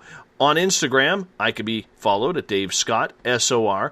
Our YouTube channel is Spaced Out Radio Show, and our website is spacedoutradio.com. Thank you so much for joining us. We have the paranormal panel in tonight. We have Corrine DeWinter from Supernatural Radio, as well as purpleplates.com. We have Eric Cooper from Forest Moon Paranormal, and the myth, and the legend himself, the Ric Flair of online radio. It's Joey effin' Giggles from the WIRN network. Everybody, welcome back. Thank you so much for being with us. Love it here, Dave. All right. Absolutely. I'm going to start off. I'm going to start off something here that is a little bit close to my heart, and that is with experiencers. I'm an experiencer. I'm also someone who went to school, and I can't believe it's 20 years already since I started college and got my broadcasting degree. But I started this show mainly because I'm an experiencer and I couldn't get the answers that I was searching for, whether it was on television shows, whether it was online, whether it was other radio shows that played on mainstream. Because believe it or not, before Spaced Out Radio started, I had no clue what a podcast was. No clue. I had no idea there was so much internet radio out there. Call me naive, but that's just the way it was. And I couldn't find the information in all the books that I read about people who were having the same experiences as me. So when I started Spaced Out Radio with Johnny Enoch back in, and he convinced me to do the show and started up with him, I really, really wanted to be that place, and I'm still hoping to be that place for people who are experiencers, where they can come in here and they can realize that they're not alone, that they can come in here, tell us about their experience, whether it's on the show, whether it's in the chat rooms, or whether it's privately in messages, that this is what's happened to them and that they feel safe and comfortable here. We've been lucky enough to have a few who've come out and said that. But here's my pet peeve. And Joe, I'm going to start with you on this one. My pet peeve is this. a lot of these so-called experts, and I'm not sure there are any experts in the field of ufology, paranormal, or whatever the topic may be, they are now basically saying, because technology has been so jumbled, shall we say, with CGI, Photoshop, and everything, that we can no longer take the experiencers at their word. That the experiencer no longer matters. What matters now is the science of everything and the disclosure of everything. So, Joe, in your opinion, and you deal with a lot of people because you talk about a lot of diseases, whether it's gout, whether it's Lyme disease, or whatever on your show, okay, about people who are having a lot of painful experiences. Should we pay attention to the experiencer any longer? Or has it come down to the point, like the so-called experts are saying, that it should be about the science of it, and it should be about what the government isn't telling us?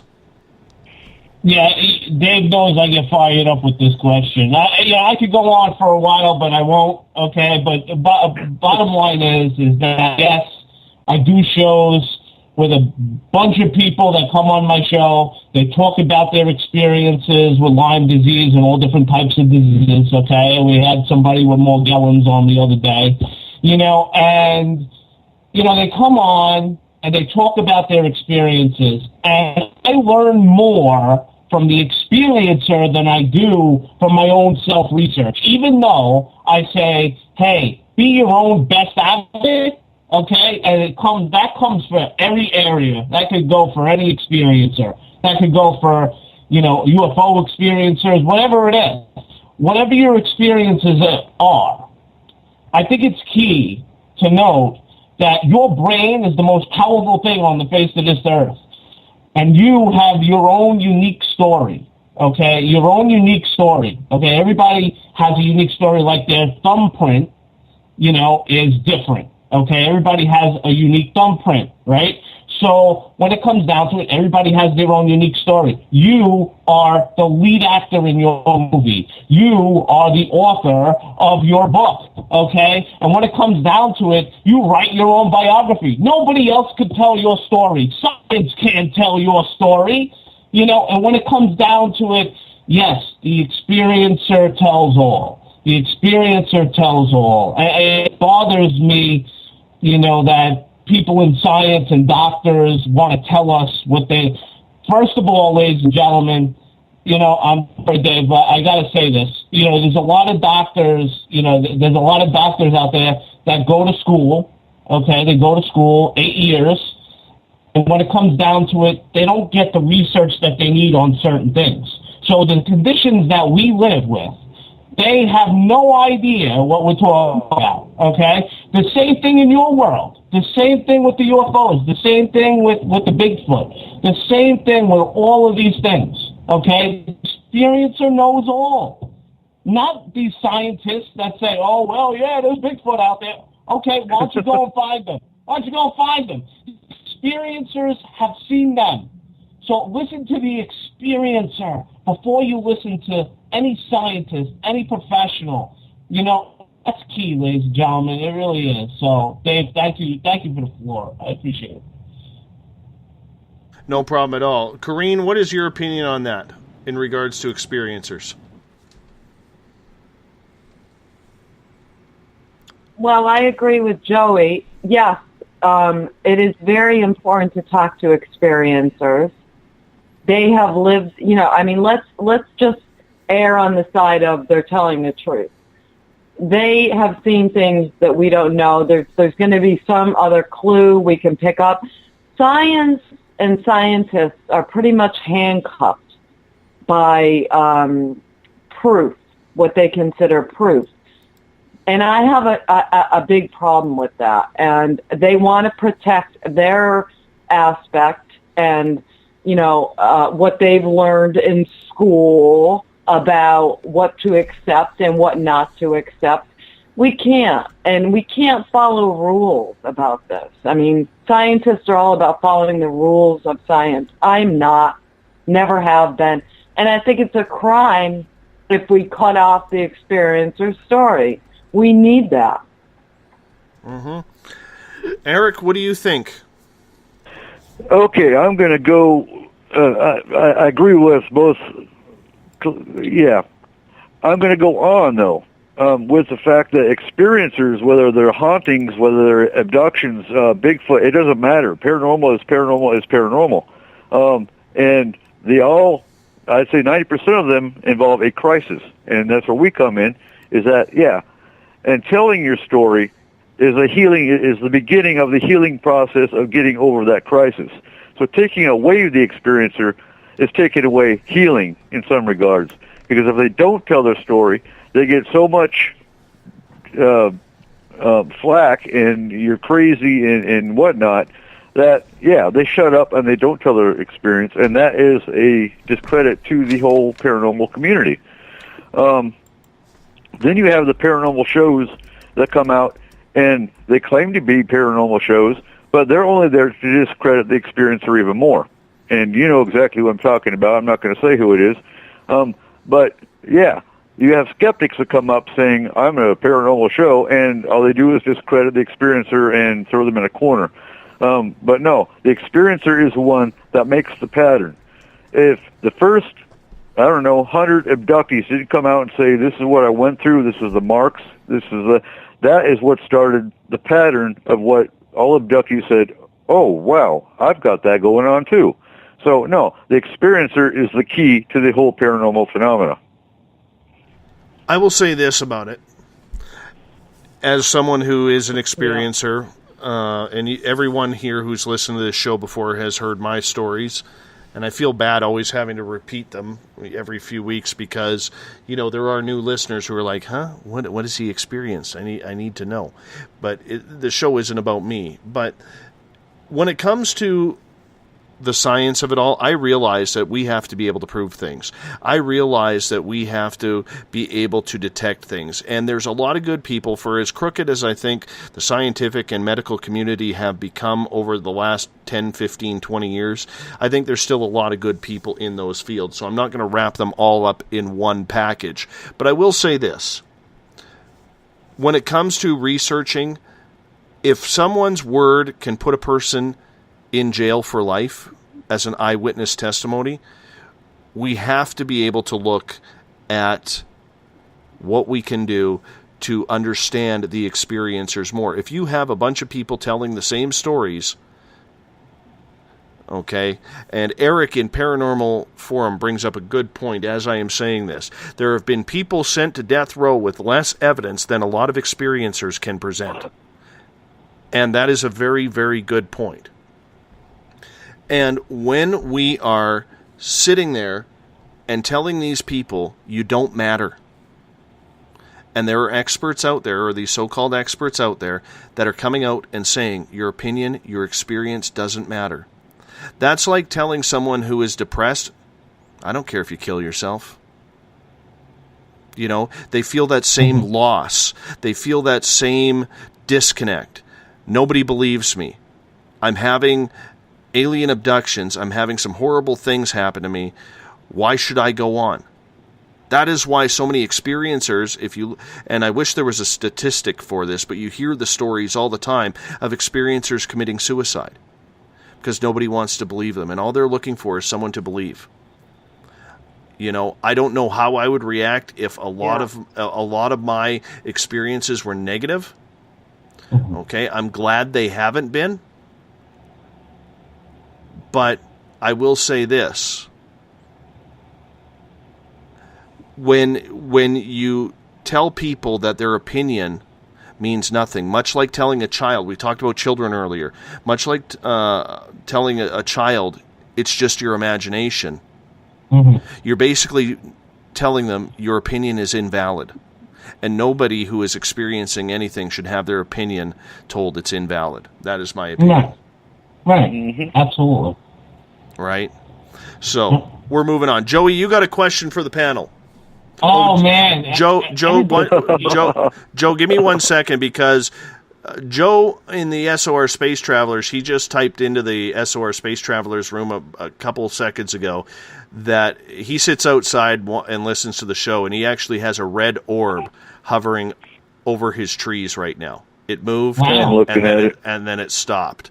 So, Joe, keep us updated on that. I'm curious to see where that goes. Joey effing Giggles, your question now. Yeah, oh man, I'm telling you, this is a good one. I don't know if Jandra actually put this question in, but yeah, I usually stump people with this question. So I want to ask the panel, what if you guys know what Manhattan Henge is? So, what is Manhattan Henge? Well, I guess we'll start with Dave. Right? Oh goodness, man! What was the question? Instead of what's the question again? Instead of Stonehenge, there's a place called Manhattan Henge. I have no idea, Joe. You stumped me on this one, my friend. I'll give the answer afterwards. Eric, do you know what it is? Okay, there's actually rock formations in many states. There's one in Atlanta as well. I haven't heard of the Manhattan Henge. You've got me on that one. But look up Atlanta. Look up. I can't remember the name of the rock formation, but there's a rock formation in Atlanta, Georgia, as well. There's several out there, but no, I have not heard of Manhattan Henge. Okay, and Corrine.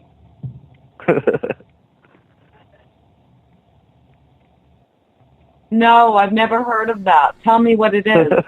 I'm going to tell you guys what it is. Manhattan Henge, okay? Get ready for this one, okay?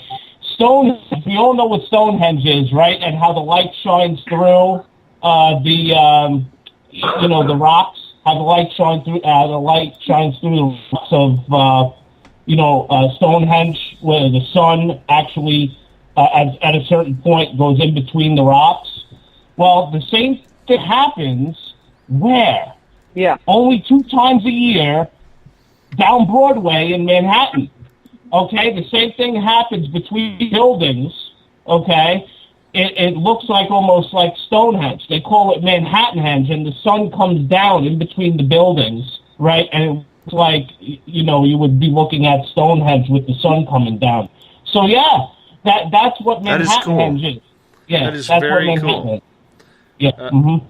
I like Chris's answer in the Space Out Radio chat room on Spreaker. He says it's the secret entrance to the Giggles Cave. I see that. All right. Next question to the panel here. And we're going to get into spirits for a moment here. Eric, I'm going to start with you. Okay. Have you ever sent a spirit to the light? And if so, how? I have not personally, no. I have mediums that come on to cases with us, and they handle that aspect. I guess I'm more or less the figurehead. I'm more or less, like I said, I'm the UFO ET guy. When it comes to sending spirits to the light, no.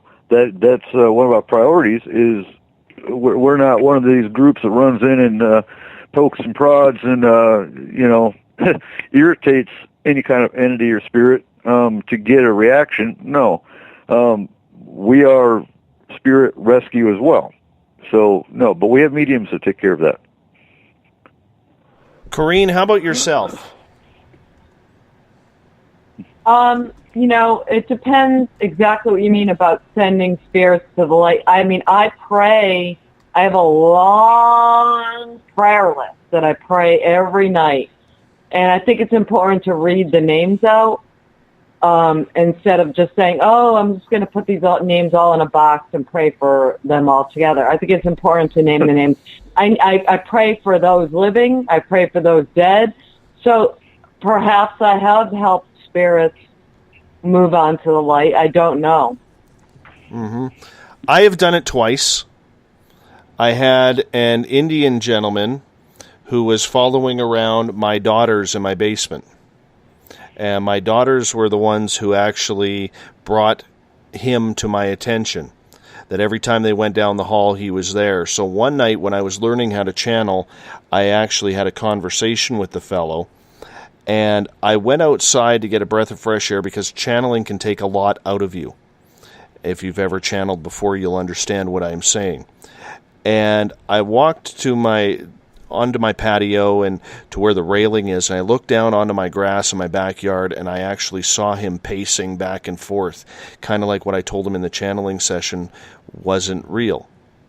And I was trying to explain to him, this gentleman, a very handsome gentleman, he showed me what he looked like. His wife was 18 years old. He had died in battle because here in British Columbia we used to have a lot of First Nations battles in the 1800s, and he died in one of those battles, and his warrior gear was covered in turquoise and shells. It was absolutely beautiful. And I explained to him that those were my daughters that he was following, and that his wife was already on the other side waiting for him. And as I saw him pacing, I actually was reminding him, I said, go to the light. I promise you that it's good over there. And all of a sudden he went running. And I don't know whether he left or whether he went into the light to find his wife, but we never felt that spirit on our property again. So, did I send him to the light? I don't know. I can't confirm that. I like to think I do because, you know what, for me, it gives me a little bit more comfort. The other one happened a few months ago.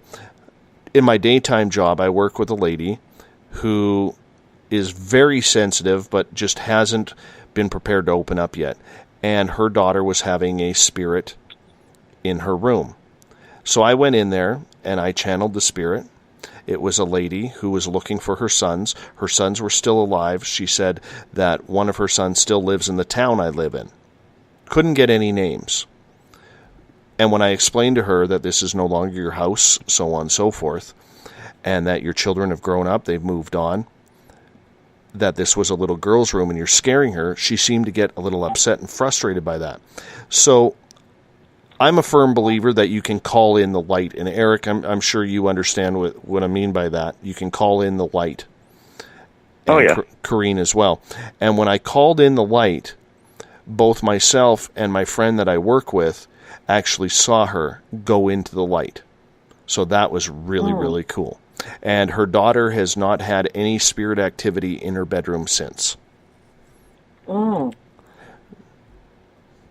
Joe, I guess for you, being a New York Rangers fan, yes, you know, better than your team, Dave. Yeah, thank you. I appreciate that. Sorry. I know you don't deal much. You haven't dealt much with the paranormal or spirits, but do you believe that people do have the power, Joe, to send spirits to the light to help them, guide them to the other side? Sure, definitely. I don't see why they can't. I mean, like you said, you had experiences, and you have to listen to the experiencers.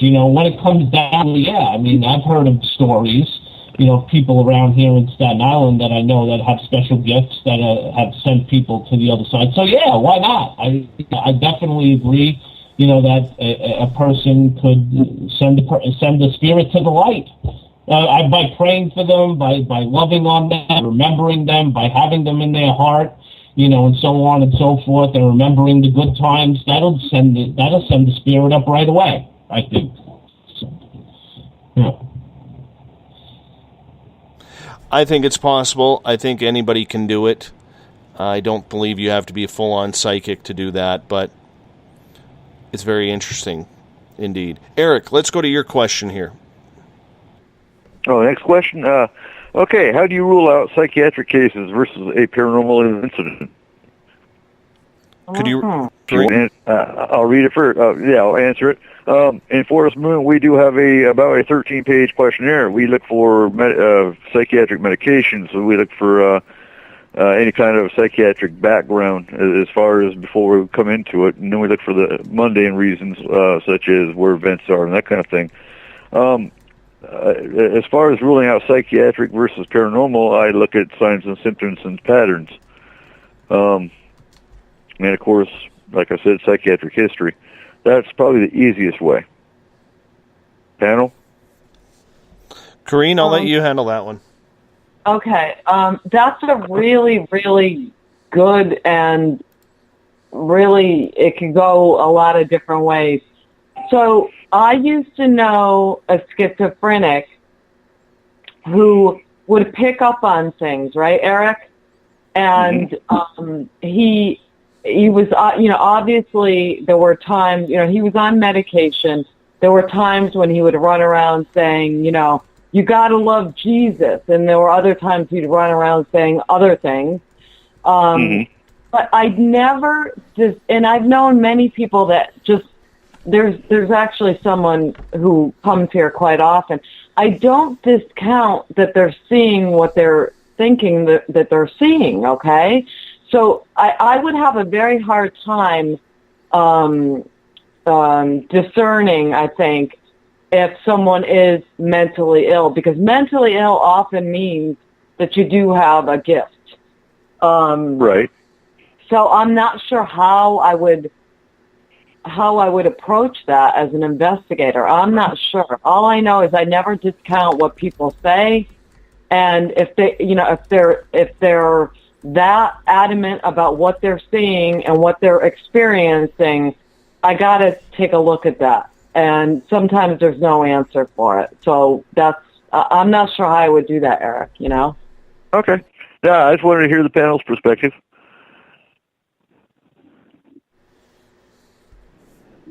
Thank you. Joey, what do you think?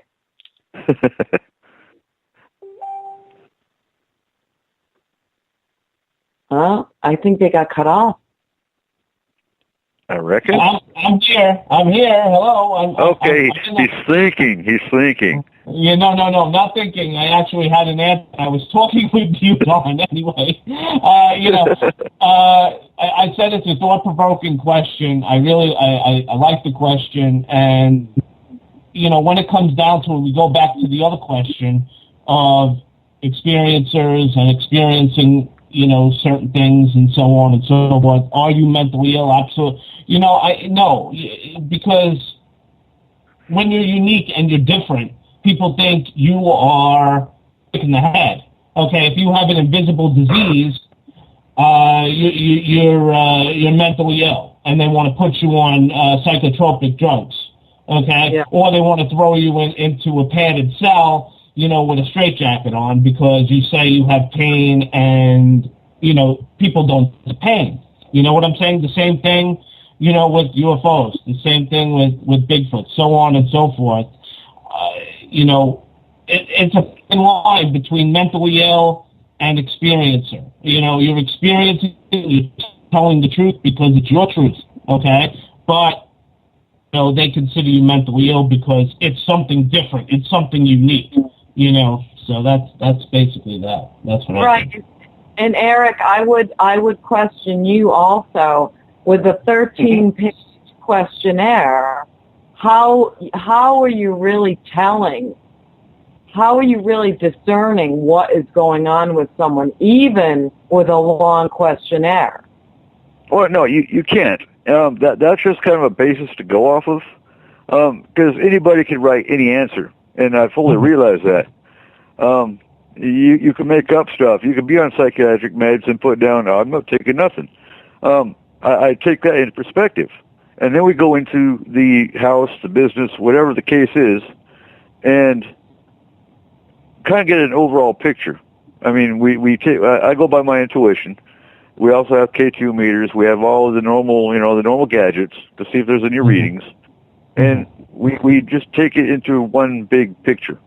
If they're honest and they say, yes, I am on psychiatric meds, now going with someone who is mentally ill, I fully agree. In their mind, something is happening, and again, that is a trauma, if they honestly believe that's happening.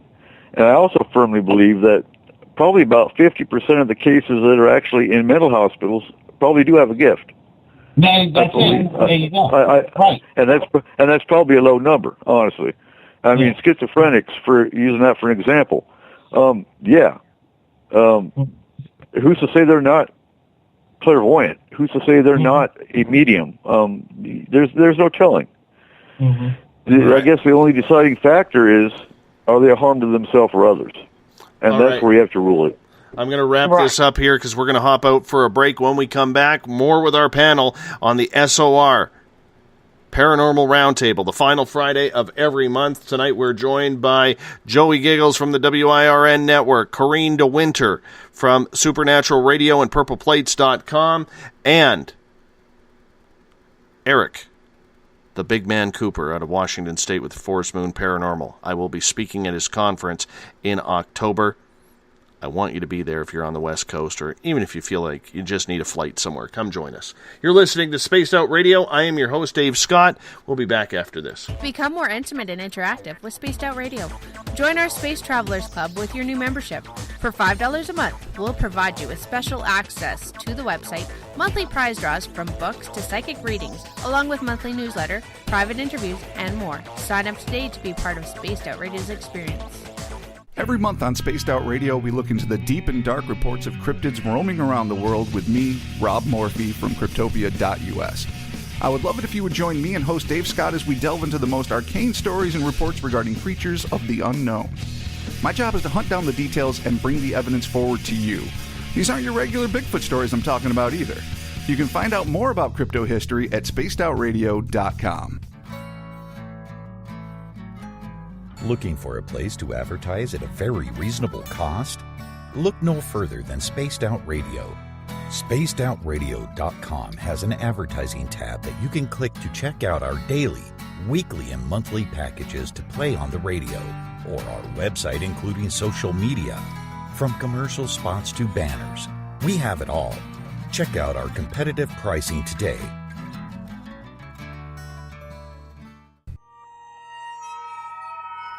You hear footsteps in the empty room above you. A rocking chair begins rocking by itself. Don't be afraid of the things that go bump in the night. Reach for Spirit Storybox, the iPhone app the Huffington Post UK called the only ghost hunting app you will ever need. Spirit Storybox. The spirits are telling their stories. Are you listening? Strange creatures lurking in the night, the sounds of wood knocking in the forest, odd happenings right out of a fictional world. These are the reports I love. Hi there, this is author Ronald Murphy, and I would love it if you join me and Spaced Out Radio host Dave Scott the second Wednesday of every month on our journey into the unknown land of cryptozoology at spacedoutradio.com. From Mothman to Frogman and everything in between. Hey, they don't call me the crypto guru for nothing. Is the 24-hour world starting to wear you down? Let me from Rivulet Reiki and Ratings lend you a hand. Hi, this is Jolene, and if you're in need of Reiki or a realm reading, come to my website, rivuletrr.wix.com/rivuletrr, and let us help you out. At Rivulet, I specialize in healing your body, mind, and soul, no matter where you are. And be sure to check out the Rivulet R&R Facebook page for your best deals. Remember, it's time for you to make some time for you. Find yourself constantly looking up in the sky, looking for answers? Have you had extraterrestrial contact? Are you an abductee? Looking for answers to your experiences? Hi there, I'm R. Keith Andrews, Spaced Out Radio's resident ET expert. Join me live the first Friday of every month where I take questions from the Spaced Out Radio chat room and help you understand those from the far-off world. It's 2 hours of knowledge every experiencer should listen to. Hope to see you there. Did you know that Spaced Out Radio runs 7 days a week? Hi, it's James Tyson from Spaced Out Weekend.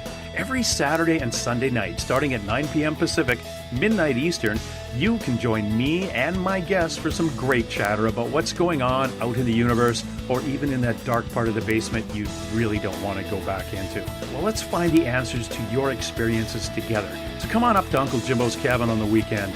For more information, look us up at spacedoutradio.com.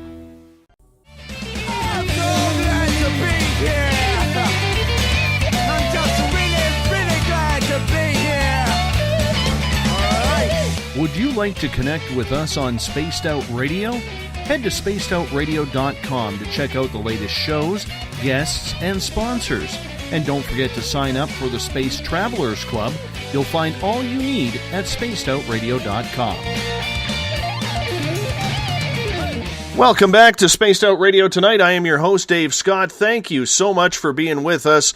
If you're listening in on the SHR Media Network, on Paranormal Forum, in the Spaced Out Radio chat room on Spreaker, as well as on Facebook at Euphoria Chronicles and the SOR Space Travelers, our flagship chat room for this show. Thank you so much for being with us. Tomorrow night and Sunday, Uncle Jimbo James Tyson will be back for Spaced Out Weekend. You can go to our Spaced Out Radio page on Facebook to check out who will be on his show. I will be off wandering the wilderness, trying to find a cave with some good Wi-Fi here in the northern outposts of British Columbia, and trying to find my Zen, my Chi. I will be back on Monday night with Elizabeth Anglin, Cosmic Passport. The final time we will have that show on as a monthly show here. She will be sticking around with James, helping out with Spaced Out Weekend. Butch Witkowski from UFO Cop will be becoming our new monthly guest here on this show. If you want to follow us on Twitter, you can do so at Spaced Out Radio. On Instagram, Dave Scott, SOR. Our YouTube channel is Spaced Out Radio Show. That's where we put our archives. And our website is spacedoutradio.com.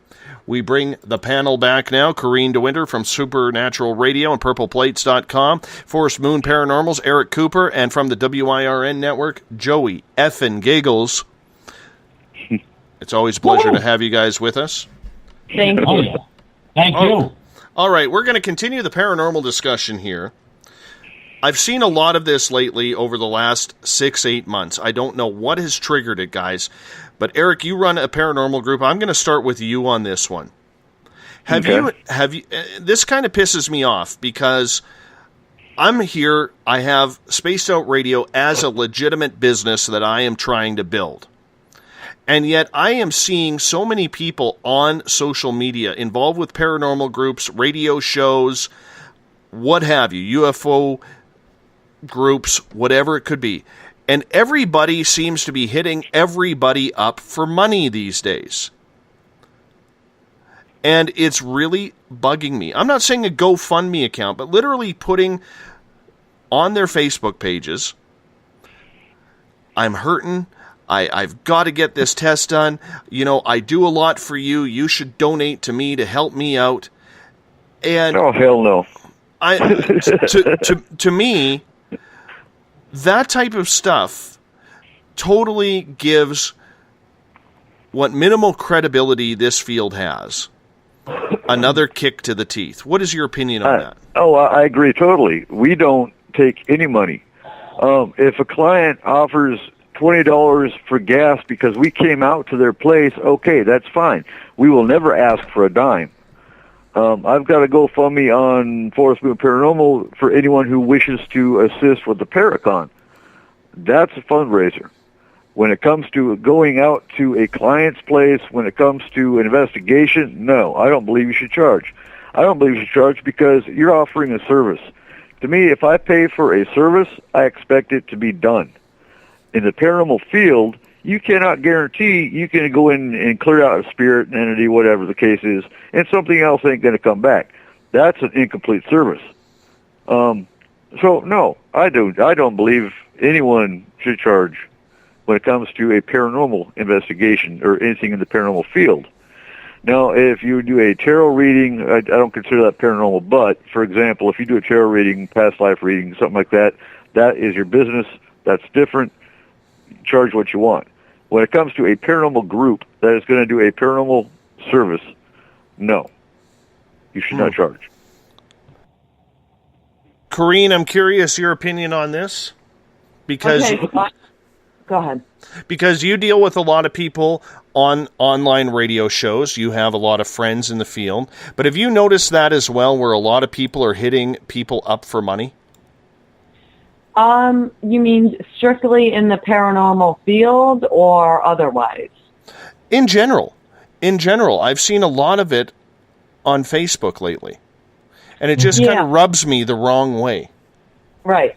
Okay, so I had a GoFundMe for my father so I could keep him at home while he had Alzheimer's for 8 years, and it was really hard on me, which is why I have a problem with the IRS right now. But anyway, it was very difficult to come up with the money every month to take care of him. But so that to me is necessary. But guess what? No one donated to me. I see these other people have GoFundMe accounts. Like Shar just said in the chat room, one guy had a GoFundMe for his daughter to go so she could go to Europe. Get the F out of here. Get the F out. Okay? Yeah. So that type of shit is like ridiculous. No, and you know what, though? I can understand, say, a plight like you're having, okay? But when you see these people on a daily basis who are saying, I need money because I have a medical condition and I'm doing all of this work for free, I probably should be charging for it, but I'm not. But I need donations for this, I need donations for a flight to get there, I need donations. You know what? I have no sympathy. I really don't. Mm-hmm. And I'll tell you why. Okay? I have no problem with somebody like you, Corrine, who, you know, your father was very ill before his passing, or people who, you know, I know your medical system down there sucks. It does. Mm-hmm. It costs a lot of money. And I'm not trying to make this political. I will give $5-10 and help out people in need. I have no problem with that. But when I look at my situation, where we're a single income family, I work my ass off during the day, I work my ass off at night trying to build a business into something, and it may never go anywhere. Okay, and I know that possibility, but I'm going to give it my best try. When I see people online saying, donate to me, donate to me, donate to me, what are you doing for that work? Get out there and get a friggin' job. Okay, cover your own bills. And if you can't live off of what you were making, off of the work you were doing, you have to find something out. You can't continually rely on people to help you out. You have to be able to help yourself out. That's my point. Mm-hmm. Eric, what do you think? Or Joey, sorry, what do you think on that? Yeah, well, I think it's bad in the paranormal world. I'm in the health field, and it's worse in the health field. I mean, I need some money, to pay for my cable bill, and this, that, and the other. I mean, I see so much in the way of, people in my community, asking for money. I could only imagine what it is in the paranormal community too. Is it overabundance? I know I have, a 501c3. I'm really, like you, Dave, I'm trying to, build a business, build a nonprofit, and so on and so forth, and I don't ask for anything, and I'm struggling. Okay, I'm struggling, but I still don't ask for money from anybody because I feel I could do it on my own. I feel I could do it on my own and fight through and get it done. You know what I'm saying? But the fact of the matter is, these people, they come out and it doesn't make sense, a lot of these things. And a lot of them are fraud. So a lot of them just take the money for themselves. They like to pad their own pockets. Well, right. Yeah. I'm sorry, Joe. I didn't mean to interrupt you. Go ahead. I'm sorry. That's okay. No, I'm just saying, it's not only the paranormal community, Dave. I see it every day in my community. So I understand that. Corrine, you had a comment. Okay, so you guys, I've been donating since I was 15 years old to Save the Children. 1982, okay? So guess what? So I have 2 children now in Save the Children, and they were calling me and saying, first they started out like 6 months ago saying, can you sponsor another child? And I'm like, I already have 2. And they're like, oh, can you do it? So then they stopped with that. And then they started with, can you add $10 to the a month to the people that you donate to now? Can you add $10 to that a month? And so I was like, okay, so I had not answered the lady's call for a while, for weeks. Finally, I answered the call. I knew it was her. She goes, oh, this is blah, blah, blah, blah with Save the Children. I said, oh. She goes, can you add $10 more a month to your 2 donation, to your 2 children? I said, I'm glad you called. because I just found out that only 15% of what I donate actually goes to the children. So guess what? Guess what? I am not donating to you anymore. So she goes, wait. We were just taught on what to say about this. And she goes, oh, I can't find the piece of paper. She goes, I'm getting upset about it. I go, I don't care if you're getting upset about it. You know what I mean? So I said, so you tell me, lady, why I should not donate to somebody in my neighborhood 100% of the money I'm giving to someone I actually know in my neighborhood instead of giving it to you guys. Yeah. She didn't know what to say. She was overwrought. And I was like, what? You know, so this, you guys, this is how the truth is coming out right now? No. Save the Children since 1982, guess what? That's over. So that's what I got to say about they're not saving nobody but their own pocketbooks. Yeah, they can afford to hire that lady to call me every freaking day for the last 3 weeks or 6 weeks or whatever it was. You know what? Get out of here. Get the hell out of here. You know what I mean? You know what? Getting a paranormal. I've researched thousands of paranormal groups when we were starting our network up, and I actually encountered demonologists that charge like $400 a case. I was like, "Are you serious?" Oh hell no! I'm not even responding. I'm not even sending you a message. But no, there's paranormal groups out there that actually do charge, and I don't know. To me, a paranormal group that actually investigates cases is offering a service to help people. We're here in the business of helping. I'm not going to take your money to help you, especially when I can't guarantee I can help you. You're an alien abductee. What am I supposed to do to help you other than disclose to you that, yes, you're being abducted? I'm sorry, but there's nothing I can do to take that away other than be a vent for you. Well, I'm going to paraphrase from one person's Facebook, because while you guys were chatting, I actually found it here. Okay?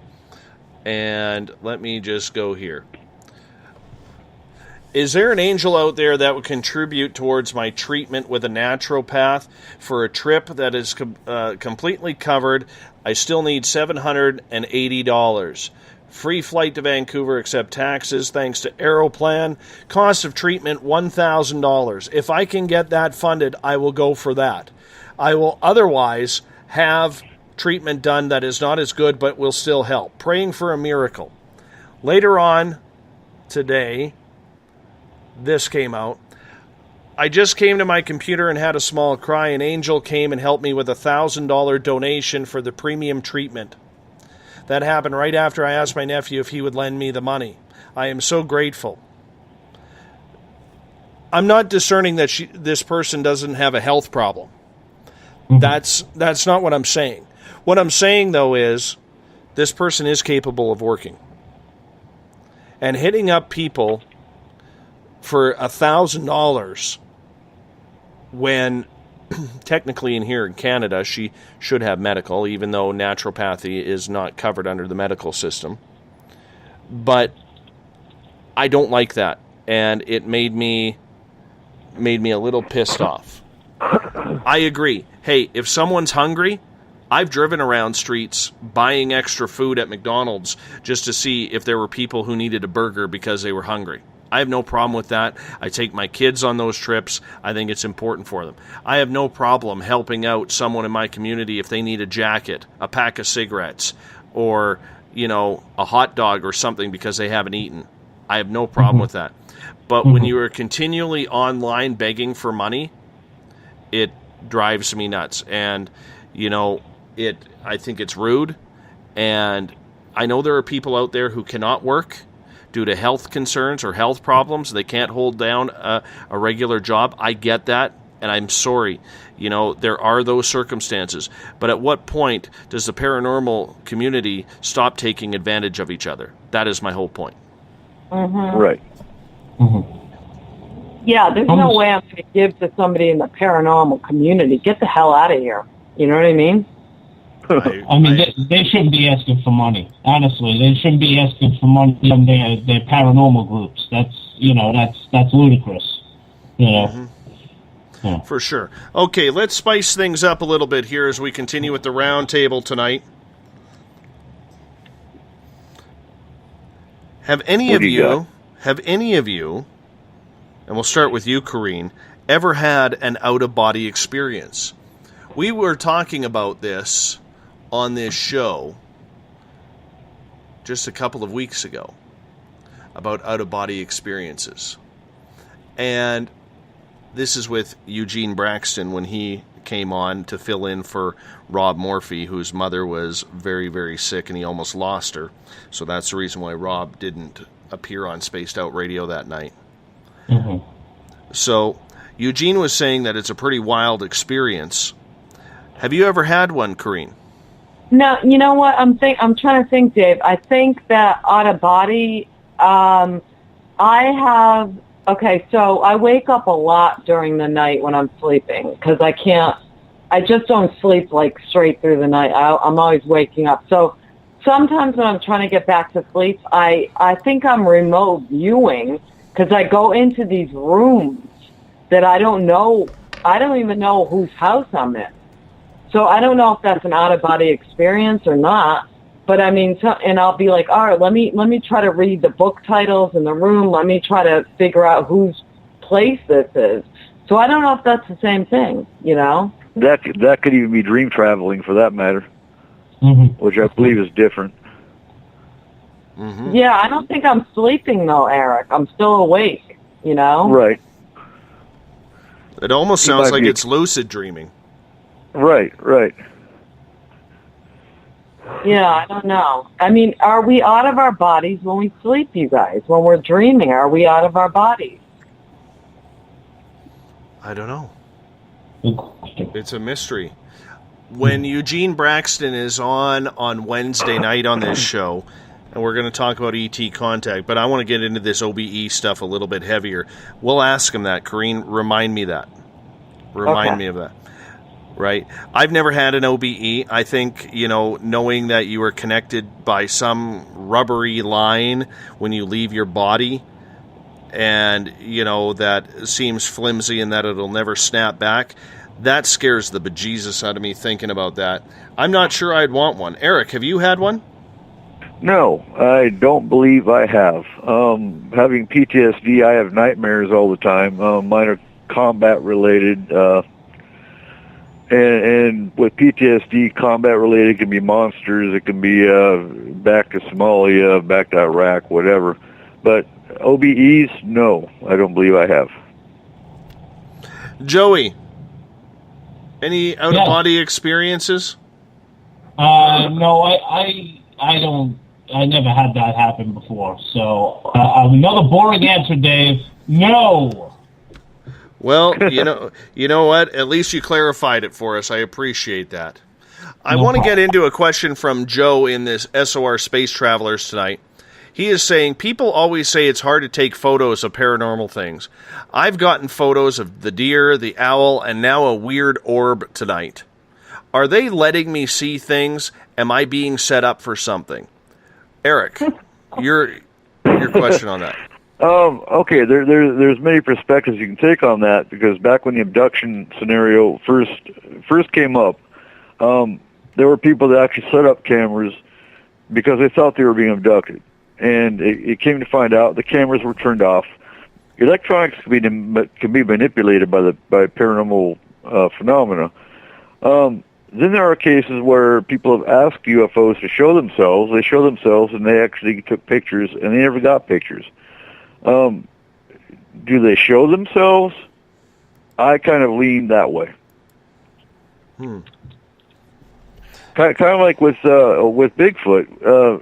The case, was it the crypto guru that was talking about that, where they had the camera set up and the cameras went foggy and there was nothing but white. That was Eric Mothman. Yeah. Okay. I think you only get a picture if they want to show themselves to you. That's kind of where I lean on that. Corrine, what's your thoughts? Well, I was just reading a comment that Chris wrote in here and saying that we are out of our bodies when we sleep. and that he says the problem is that our souls are not strong enough to become conscious while outside the body during sleep, which is very interesting to me. But okay, so what was the question? I'm sorry. Well, it's good that you're paying attention, you know. I appreciate that. I mean, your pauses like you're a CNN reporter reporting from the heart of Baghdad, you know, with that long pause in between. We really appreciate that. Okay, let me get to the question again. Joe is asking if he is being set up by anything or anyone because of the photos that he takes are often clear, whether it's the deer, the owl, the weird orb tonight. It's very interesting. I think Joe's being set up by the ghost of Phyllis Diller. Oh. Wonderful. No, you know what? Joe says his game cams actually get shut off all the time. Right, right. And that's common. That's very common in the paranormal. I've actually had cases where it had a fully charged camera, and all of a sudden the batteries are dead. Electronics can be manipulated by whether it be a spirit, whether it be a UFO. Yeah, that's the downfall of electronics. You won't get a picture unless they want to show themselves, or yeah, enough said. For sure. Guys, we're going to get out of here for our break here at the bottom of the hour. The SOR Paranormal Roundtable continues right after this with Joey Giggles, Corrine DeWinter, and Eric Cooper from Force Moon Paranormal. You're listening to Spaced Out Radio. I am your host, Dave Scott. We'll be right back after this. Are you interested in advertising on Spaced Out Radio? Head to our website at spacedoutradio.com and click on our advertising tab. There you will find an assortment of ways you can get your product out there with us. From the radio, commercials, to banners, to social media. Have a product you'd like our host to endorse? We can do that too. Visit spacedoutradio.com for more details. Visit purpleplates.com today. For over 40 years, the Purple Energy Plates have been delivering amazing results for their many customers. Inspired by the great genius Nikola Tesla, the harmony, healing, and energetic effects of the plates have proven over and over to be beneficial and often miraculous to thousands of customers. With their money-back guarantee and the many benefits, how can you afford not to get one? Check their site for daily specials and choose from their many energy products. You won't be sorry. Right here, this is where we divulge the fruit of our research. Here on the Webster Phenomena every Saturday night at 8 p.m. Pacific, 11 p.m. Eastern on Spaced Out Radio. Attention Spaced Out Radio listeners. For only $5 a month, you can join Spaced Out Radio Space Travelers. Your membership at spacedoutradio.com will give you access to private fan area on the website, get you a monthly newsletter, draws for monthly swag, and a whole lot more. Sign up today to become a part of the Spaced Out Radio experience. Strange creatures lurking in the night, the sounds of wood knocking in the forest, odd happenings right out of a fictional world. These are the reports I love.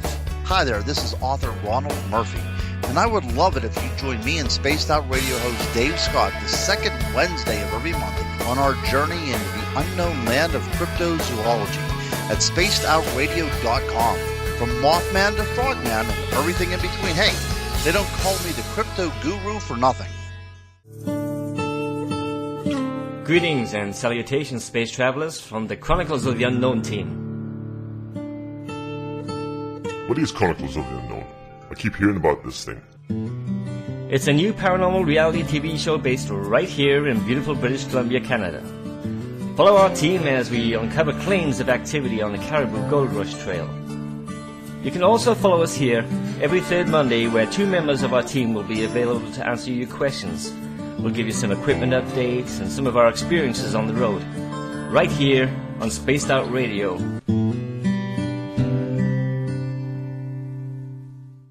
The last Monday of the month on Spaced Out Radio is a night of psychic vision, mediumship, UFO and ET contact, Bigfoot stories, animal communication, and so much more with me, Elizabeth Anglin.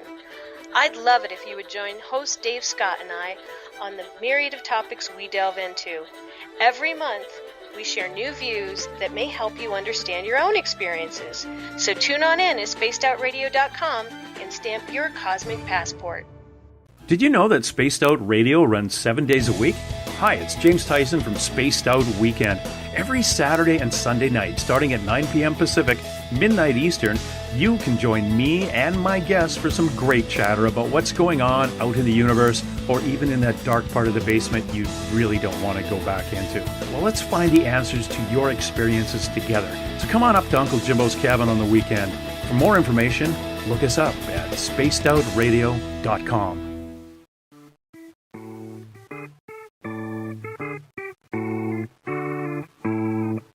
Missed most of tonight's show? Don't worry, you didn't miss a thing. You can head to our website, spacedoutradio.com, and download our archives for free. And don't forget to get your Space Travelers membership today. Now, back to tonight's show. Welcome back to tonight's show on Spaced Out Radio, the SOR Roundtable. We do it the final Friday of every month. Tomorrow night and Sunday, Uncle Jimbo James Tyson is back in the hot seat for Spaced Out Weekend. Really appreciate you stepping in to help him out, listen to his show. He's always got some great programming on Saturday, Sunday night while I wander the wilderness. My bag is packed. I'm heading out into the mountains to try and find my chi and my zen. I got to tell you something trippy, because I've never lived this north of the equator before. It was kind of weird. At 10:45 at night, I know it's 45 minutes ago, it looked like it was still daylight out. I've never seen that before this late at night. It's kind of cool. Kind of cool.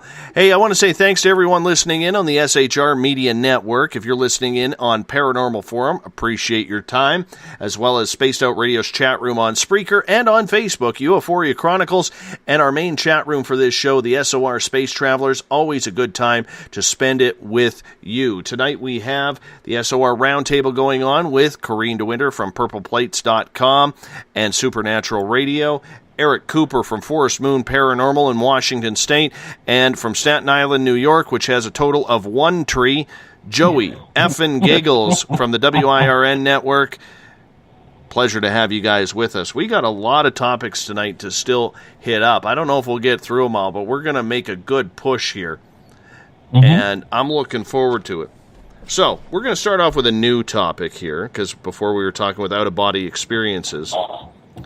I want to get back into the disclosure for a moment, but I don't want to talk about what we talked about in the first hour, okay? I want to talk about the media's involvement. As someone who spent time in mainstream media working in a newsroom, I know how a newsroom works. We had Bob Mitchell on last night talking about how newsrooms work as well. And to me, as someone who works in fringe media, which we all do, I find it kind of insulting right now, and maybe I'm taking this too personally, but I'm finding it insulting, Corrine, that all of a sudden, the last couple of weeks, all the major networks are finally hitting up Hillary about the UFO question, yet nobody did their job properly when John Podesta put out the tweet on February 13th, 2011, basically saying his biggest regret of 2014 was that he could not secure the hashtag disclosure of the UFO files. I know the media seems corrupt. I know the media is more interested in other topics besides UFOs, but did the media, in your mind, drop the ball on this story and now quickly trying to play catch-up? Yeah, of course. I mean, the media is so crooked. And, you know, the media has become, the word media has become synonymous with, you know, shyster. And that's what they are. I mean, we all know that, man. And so, yeah, they're trying to play catch-up. You know, they'll go wherever the story is, you know. I mean, it's ridiculous. So, yeah, of course.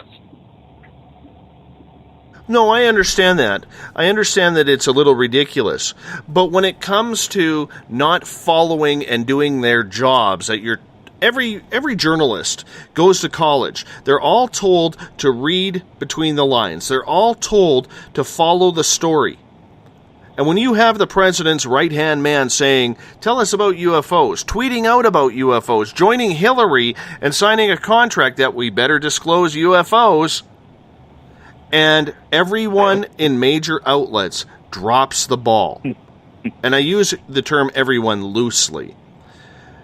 Is that not a slap in the face to the American people that the journalists who are told to draw the line straight down the middle are not doing their jobs? Eric? Most definitely. And the media is controlled by the government. Those particular reporters, yeah, they're going after ratings. If they bring up UFOs in their particular network, they might get fired. That's kind of how I see that as well. Then you got the whole Democratic platform, which is corrupt, and they're trying to find any way, because I do believe, honestly, that Bernie is ahead. And so they got to think of any way for Hillary to take another step up. So, yeah, it's just kind of where I stand on that. I think it depends on the network of whatever that reporter is. But do they drop the ball? Most definitely. They play Americans as fools. Yeah, totally. Joey, I'm curious your opinion, because you're in the heart of the media center in New York. Yeah. It's just unbelievable. To me, media is propaganda. Media is the negative news, and yeah, they definitely drop the ball. And when it comes down to it, they drop the ball on a lot of things, not just that. And they are controlled by the government, even though this is a democratic country. They're controlled by the government like it's communism. And bottom line is that I feel. That listening to the negative news, you really get nowhere. I mean, like I said, listening to experiences is where it's at. Listening to researchers is where it's at. Doing your own research is where it's at. I really try to stay away from the negative news. So. Well, I don't think it has as much to do with negative news as it does with journalists not doing their job properly.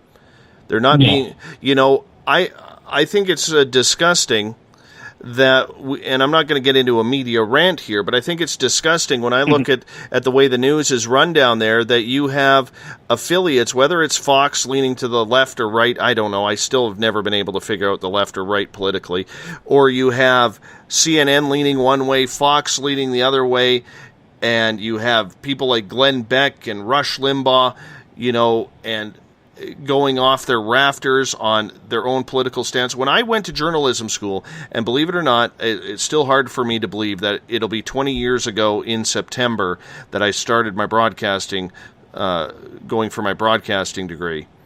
Wow. I always remember all of our instructors saying, stay neutral. Your job as a journalist is to stay neutral. Never make yourself part of the story. And when I look at these people, when the biggest story in mankind, next to Jesus Christ himself coming back down on the earth, Eric, I'm looking at this story and I'm saying the next biggest story is alien disclosure. Are they here? Have they been here? And to see the media down there especially drop the ball on that, and now with egg on their face having to play catch up, I think it's embarrassing. It is embarrassing. With a quickness. Because now you got political parties jumping on the disclosure bandwagon, and they're going, oh, my God, that was brought up how long ago? Uh-huh.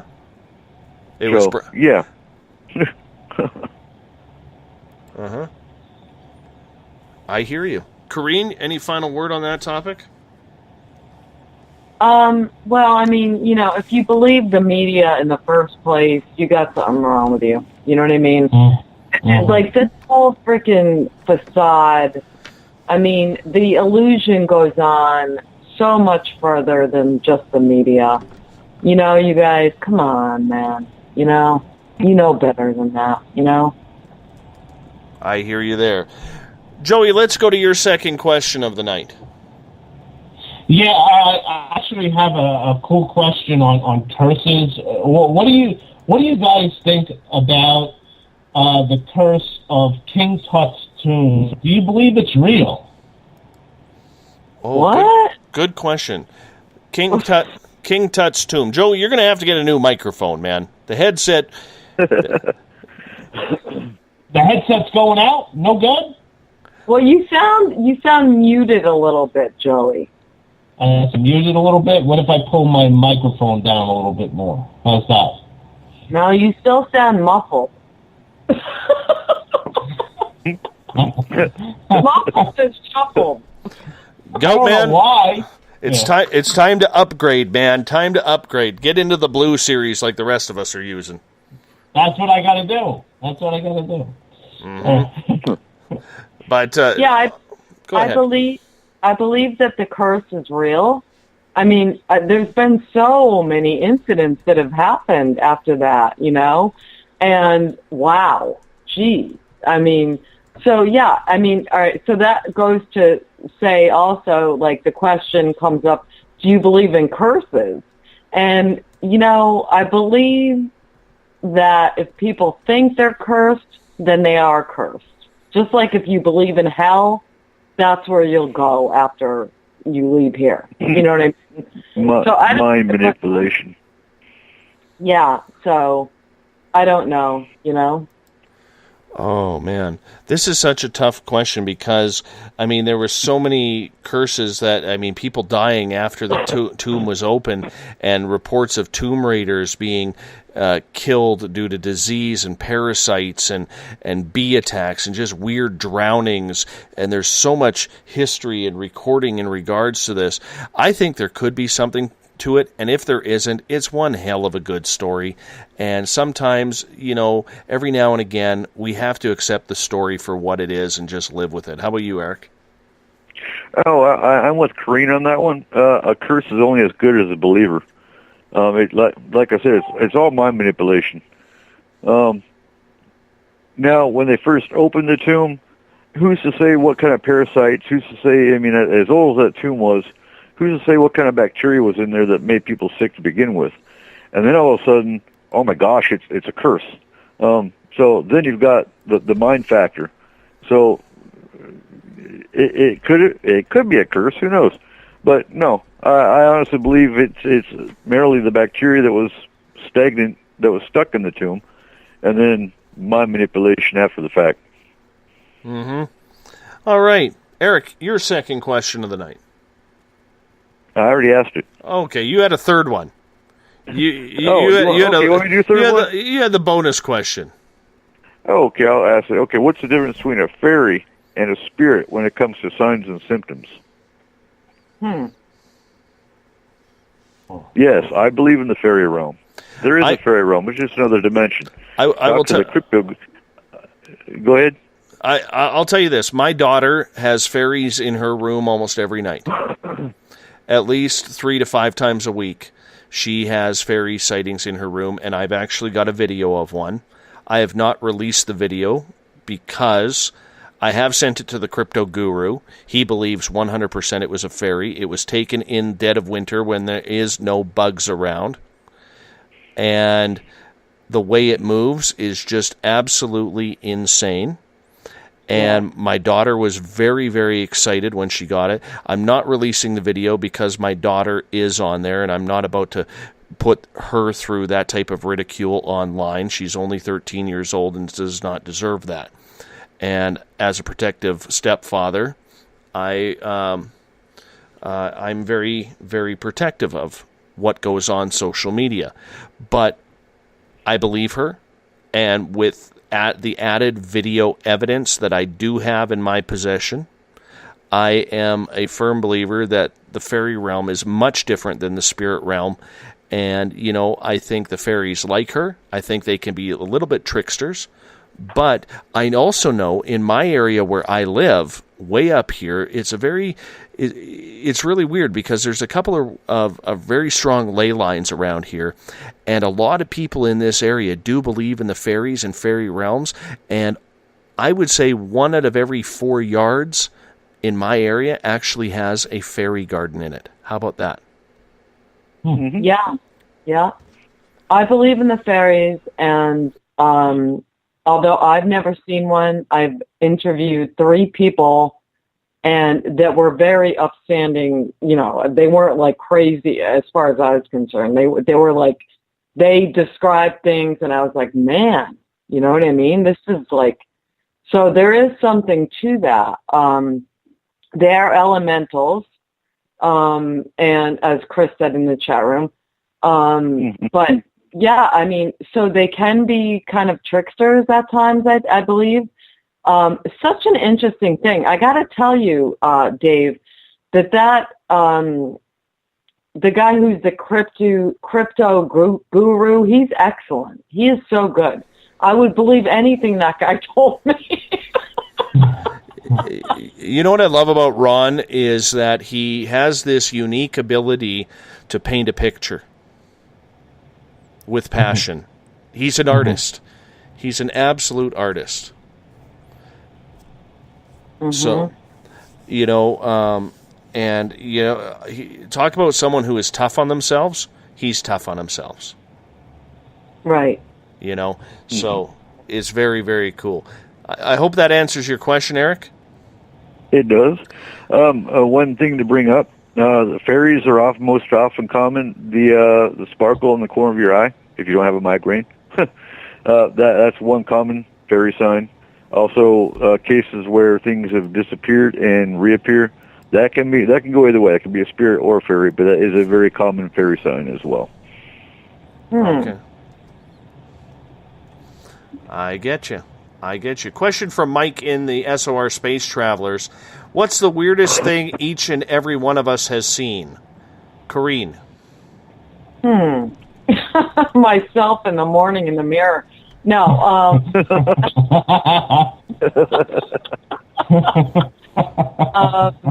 Before coffee.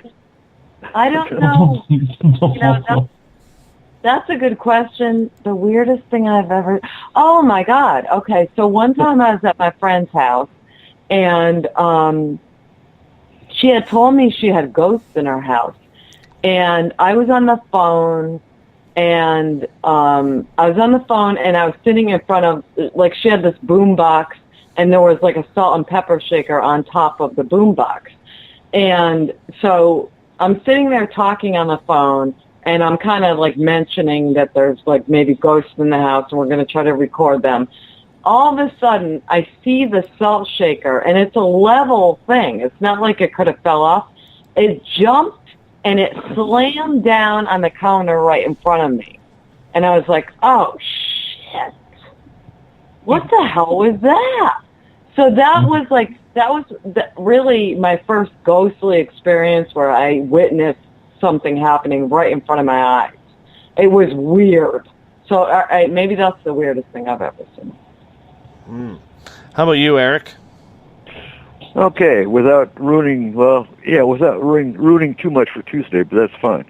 I was in Germany, and a buddy and I were walking down an alley, and we lived in Bad Hersfeld, Germany, and it's one of those things where you both see the same thing at the same time, but you don't want to explain it to the other because you're like, yeah, I don't believe what I just saw.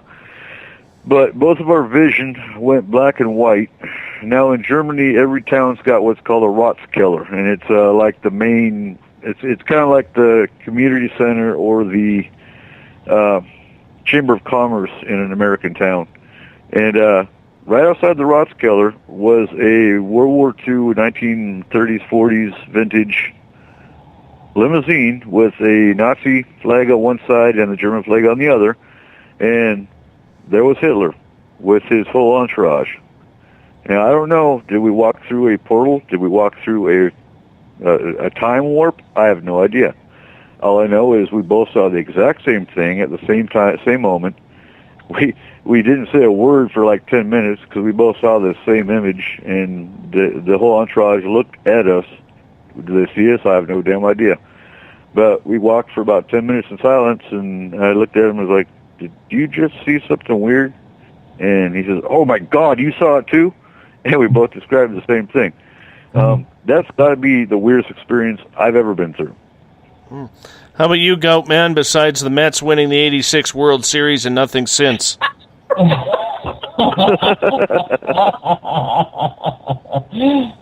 Dave. Anyway, I have so much I could say about the Yankees, but I won't. All right. But, anyway, I have, when I was younger, I would have to say around 8 or 9, maybe 10, I had a whole family of full-body apparitions walk through my room and go through the wall.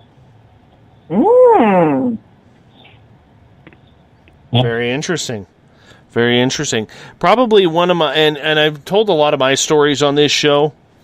I will say one of the weirdest that I have had was, I remember I commuted to work for my daytime job, and it was in winter time, so it got dark, pretty early, and it was probably about 8 o'clock at night, and my drive home was 53 kilometers, so what is that? That's about 32 miles. And I had to cross this river, and it's more like a canal, which has probably a bridge that's about 50 yards long, 60 yards long, so it's not too big. Maybe more 100, I don't know. Anyways, I see this car ahead of me in my lane going over the bridge, and it's got no lights on. And as I'm getting closer to the car, and probably, let's say, 100 yards to the car, and then closer and closer, I'm saying, well, that's an older looking car, looking like a late 70s, early 80s model, like almost, not so much the boat style of, ferry terminal that most of these cars used to be in the 60s and 70s, but the bigger size, mid-size sedan back then. And I'm watching this thing drive over the bridge right in front of me, and then it moves into the fast lane, and it speeds up. And there's a little dip after the bridge before you make a long left turn. And I'm doing 110 kilometers an hour, so that's about 65, 70 miles an hour. And this car all of a sudden hits the gas, and I'm thinking, oh, crap, this guy's got no lights on. And I pull, as I get over top of the bridge, I can see the freeway where this guy would be, and there was no car there. Wow. Ghost car. Absolute ghost car. Wow. Yeah. It was absolutely trippy, man. Absolutely trippy. Yeah. Bill Cardwell has a question in the SOR Space Travelers room. If someone wanted to have an out-of-body experience, what are the steps to go through to help it happen? And you know what? I'm going to save this one for Wednesday night when Eugene Braxton is back on the show, because he is the expert in that, and he says that he can show you how to do it. So we're going to hit up Eugene. I know Eugene is listening tonight because he listens every night. So Eugene, you have to remind me. We got to show Bill how we can do this. You better be writing down questions. Absolutely. In Paranormal Forum tonight, Roz has a question, and I've heard a lot about this recently, and I'm kind of dumb on it, so I'm going to lean on you guys. There's this whole conspiracy, if you want to call it, from Disney and the timeline of Disney that explained each UFO contact until the movie Lilo and Stitch came out. Eric, have you heard about that? No, I haven't. I haven't heard that one. There's a lot of conspiracies about Disney in general, but I haven't heard that one. How about you, Kareem? And I haven't heard of it either, but I wouldn't put anything past Disney. Not at all. Uh-huh. And what about you, Goat Man? Another boring answer. Absolutely no. I'll be looking it up, though. I'm looking it up. I'm looking it up right now.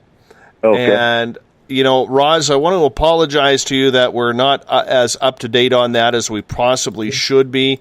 So I did want to get your question out there. I didn't want you to think that I was brushing you off, but it's very interesting. And it deals around Tomorrowland and things like that. I'm just bringing up a story here, so give me a couple of seconds here. I'm trying not to have dead air as my internet way up here. Can I make a comment real quick, Dave? Absolutely. I'm going to make a comment to Shar as far as could those be time travelers? No, because when we walked through it, it was our vision that changed. We went into their dimension, if that was what it was. They didn't come into ours. All right. Eric in Paranormal Forum is stating that Disney actually did a UFO disclosure movie in the late 60s, early 70s that he saw on YouTube years ago.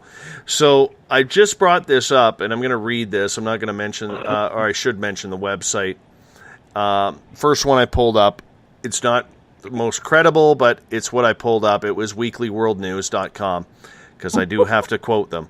And he's saying in the article here, let me just skim through it.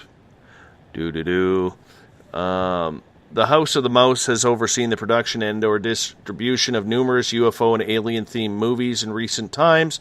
Best examples including Flight of the Navigator in 1986, Signs in 2002, Lilo and Stitch 2002, Chicken Little 2005, Lifted 2007, I Am Number 4 in 2011, Mars Needs Moms in 2011 as well, and the forthcoming John Carter in 2012.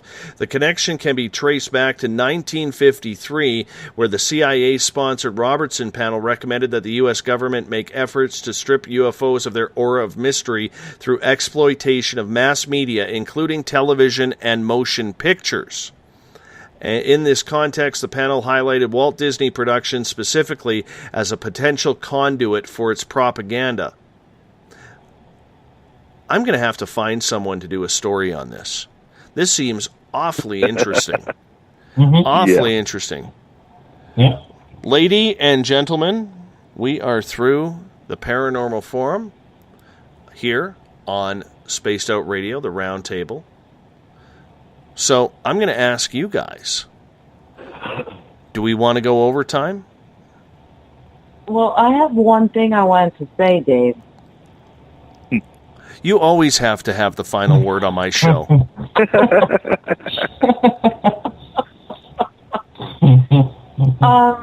Do you guys remember, or anyone in chat here, remember the West Memphis 3? And these were 3 guys that were convicted of killing 3 young boys. I'm trying to remember their names. I don't remember the names of either. But anyways, so they were convicted of killing these 3 young boys. And there was a documentary that came out about, I'd say about 6 years ago called, what was the name of it? It was about this. It was called, Slenderman, was it? No.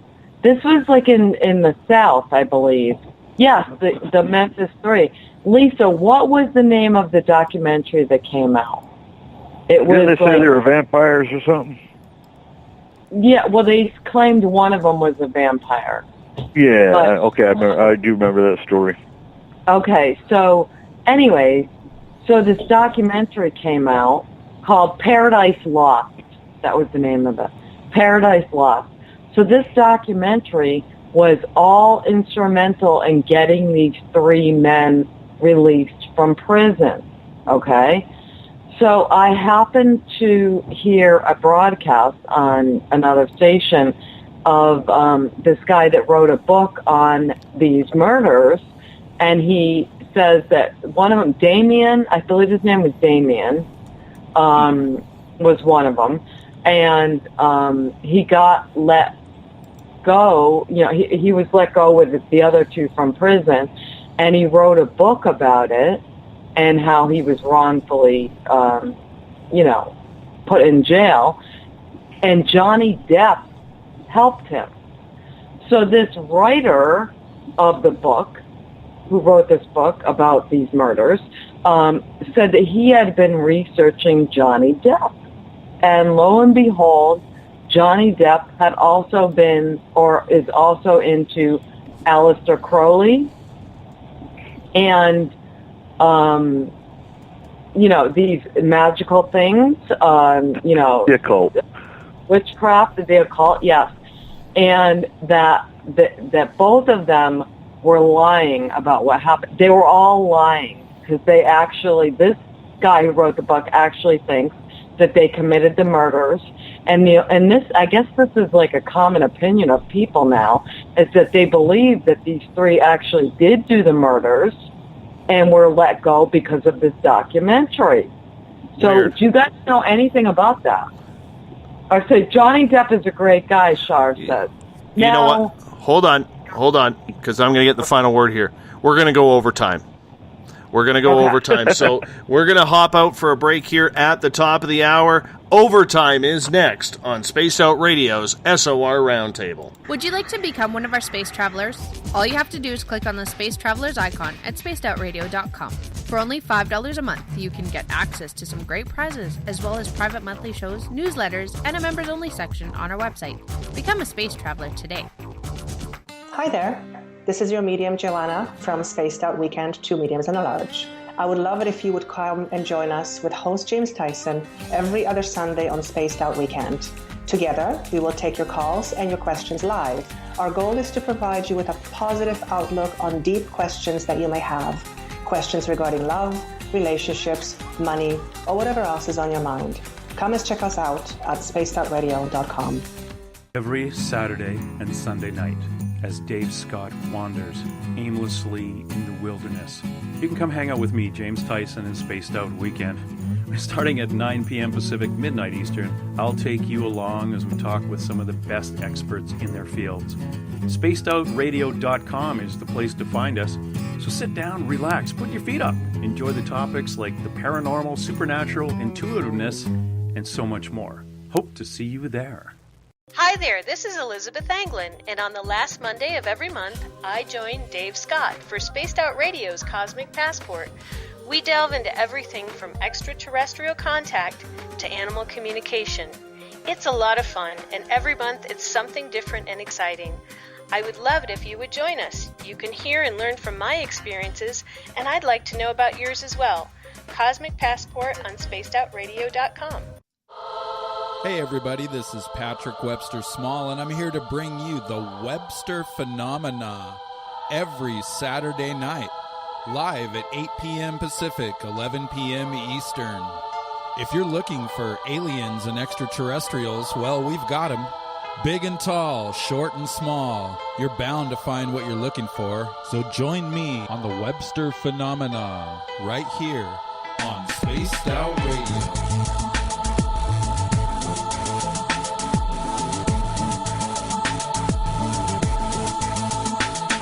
Visit purpleplates.com today. For over 40 years, the Purple Energy Plates have been delivering amazing results for their many customers.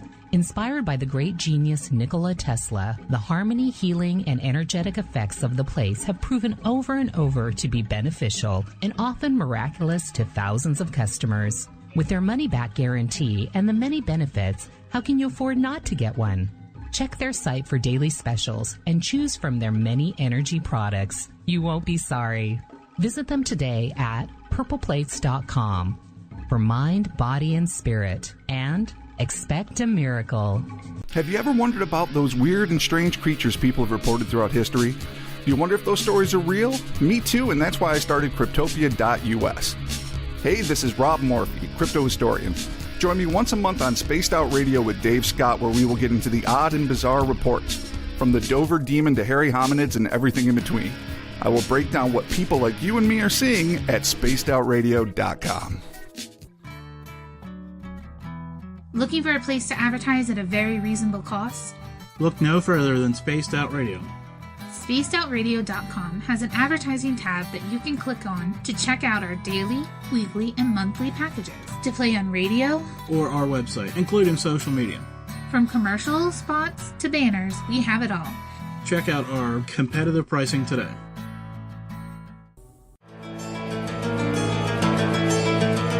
Want to connect with us online? Find us on Facebook, Spaced Out Radio Show, on Twitter @Spaced Out Radio, on Instagram, Dave Scott SOR, on YouTube, Spaced Out Radio Show, and our website is spacedoutradio.com. All right, space travelers, here comes the second half hour of Spaced Out Radio.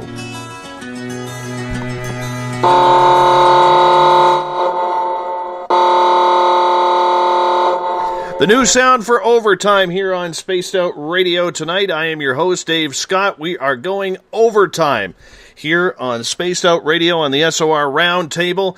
Thanks. When Bill Cardwell in the SOR Space Travelers calls for overtime, damn it, we got to go overtime. So that's what we're doing tonight on the SOR Roundtable with Corrine DeWinter, Eric Cooper, and Joey M.F.N. Giggles from the WIRN Network. Always a pleasure to have you with us. Remember, you can follow us on Twitter @SpacedOutRadio. Give our Facebook page a like, Spaced Out Radio Show. On Instagram, I can be followed at Dave Scott, SOR. Our YouTube channel is Spaced Out Radio Show, and our website, where you can find everything, we're revamping it, is spacedoutradio.com. Welcome back to Overtime, and welcome back to our guests. As Uncle Jimbo James Tyson is in for the weekend, I'm heading out right after this show. Go find my Zen, my Chi.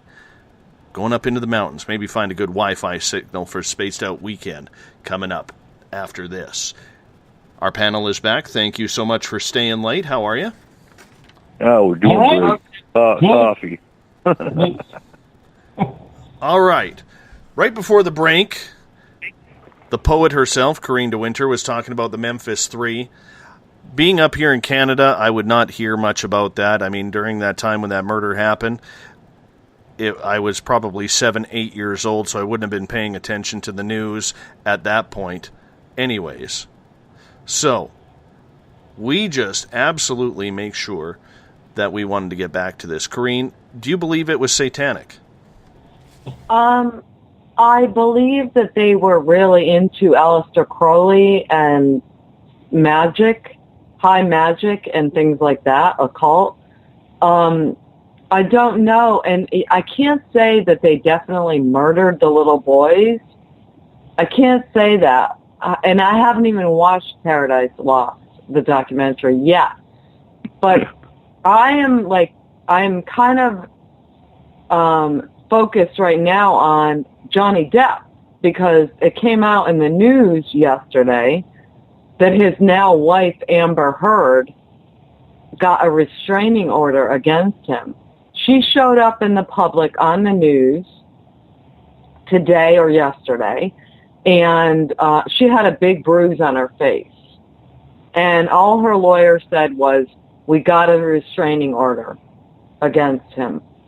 And so Johnny Depp, okay, so I was just saying to these guys in the break that Johnny Depp is above reproach, okay?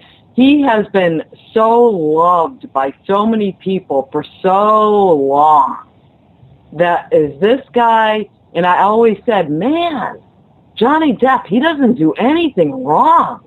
This guy's like skating through, like David Bowie did nothing wrong. David Bowie skated through, never did anything wrong. Michael Jordan, same thing. Never did anything. He's a credit to America, blah, blah, blah, blah, whatever. But Johnny Depp now comes out, his wife was actually abused. Unless she put the scar or the bruise there herself, I don't know. So this is what I find so interesting. So was Johnny Depp, or is he, in fact, into Crowley and into this, sort of occult, machinations or whatever, or what is going on? So I just wanted your guys' opinions on this. Well, you know what? I think it's for probably the courts to decide, but if that is true, then we are going to be in for some really, really interesting times when it comes up in court. We have a caller calling in from a 918 area code. Caller, are you there? Yes, sir. Who's this? This is Roz. Hey, Roz, how you doing, man? You got a question for the panel tonight? Yeah, when you asked my question earlier about the Disney timeline, about the UFOs, that was actually posted on Art Bell's website in the 90s. He had an actual graphic from when Roswell happened all the way to the movie on Stitch. And I remember seeing it because when I first got the internet, I just happened to stumble across that radio show in the middle of the night driving home from work. And I'm sure there are other people who have seen it, but when I look for it, I can't find anything about it. And so when I'm just like, okay, I know there's other people who have seen it, but with the movies, kind of like Independence Day Part 2 coming out this summer, I've always wondered, were they part of, I hate to say the scandal, but part of like the X-Files and say, okay, we're going to condition these people to where they used to see things so much and enough to where when it happens, it's going to be just like no big deal or second nature, like, oh, well, we know how to defeat these guys, you know. But I remember they had a timeline where everything happened in the 50s, 60s, 70s, 80s, 90s. It even included the Phoenix Lights.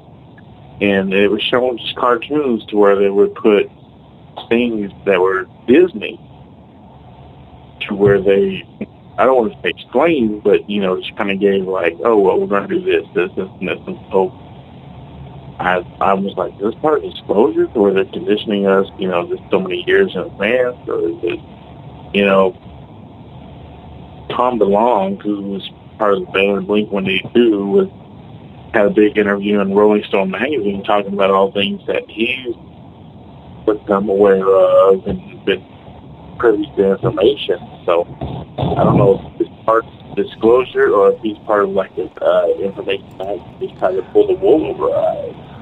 Roz, I got to let you go. Your phone is breaking up pretty bad. I do apologize, my friend. You know you can always call into this show. No worries, man. Great show. Fantastic. All right. Show. Absolutely, and I thank you for explaining that. Take care. Thanks, Roz. Roz listens in on Paranormal Forum. He's a very, very studious young man who loves this show, and you know what? He brings a lot of good opinions when he comes to the table with his questions as well. So it's very, very interesting. You know, and you mentioned Johnny Depp earlier, and I wanted to get this point out too, Corrine. I mean, it's almost the same thing with Bill Cosby as well. You know, nobody would expect that the Jello Pudding Pop man would sit there and be drugging women in order to have date rape sex with them. So, I mean, weird stuff happens out there from the people whom you least expect. Right, So, Dave. And I said to Joey and Eric? Eric. Eric, I'm sorry, I always forget your name.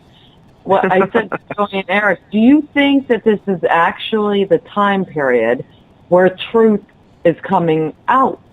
Is it coming out? Is the veil is very thin right now. I hear from a bunch of different people, including a very trusted source of mine. The veil is very thin. Is the truth coming out right now?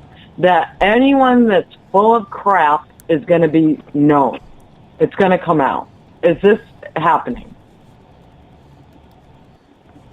And Brittany just said in the chat room, Johnny Depp and her smuggled 2 pets from Australia, and we're pretty much told to make a video about Australia as their punishment. Yeah. Okay. I saw that. Yeah. Let's go into a happier topic. Yes. And no offense to cut you off with that one, Corrine, but when it's going to court and in front of the police, I really don't want to touch it. If you're okay with that. No, I'm not. Well, Johnny Depp is a good conversation. It is a good conversation. Well, let's wait for more material to come out on that, and Corrine, you bring that up again at the next round table. How about that? Okay. All right. Joe, I got a question for you because I've noticed you've been doing this on Facebook with your comments about routing the gout on Facebook. Yeah. Okay. Yeah. A lot of people are starting to do this Facebook Live thing. Okay. And I get a lot of these live feeds all of a sudden popping up on my Facebook, and I'm sure many of you do as well.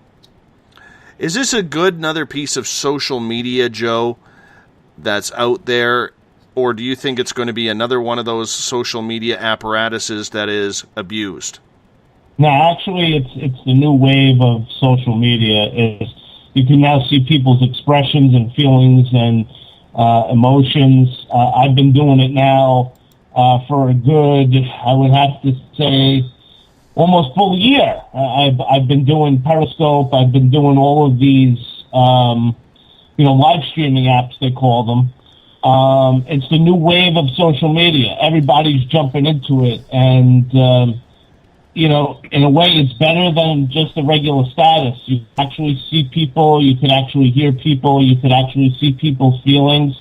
And that's what I love about it, is that you get that unique view of the individual. You came into some of mine, Dave.